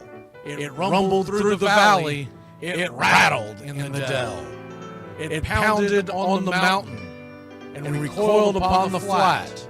For Casey, mighty Casey, was advancing to the bat. There was ease in Casey's manner as he stepped into his place. There was pride in Casey's bearing, and a smile lit Casey's face. And when responding to the cheers, he lightly doffed his hat. No stranger in the crowd could doubt 'twas Casey at the bat. 10,000 eyes were on him as he rubbed his hands with dirt.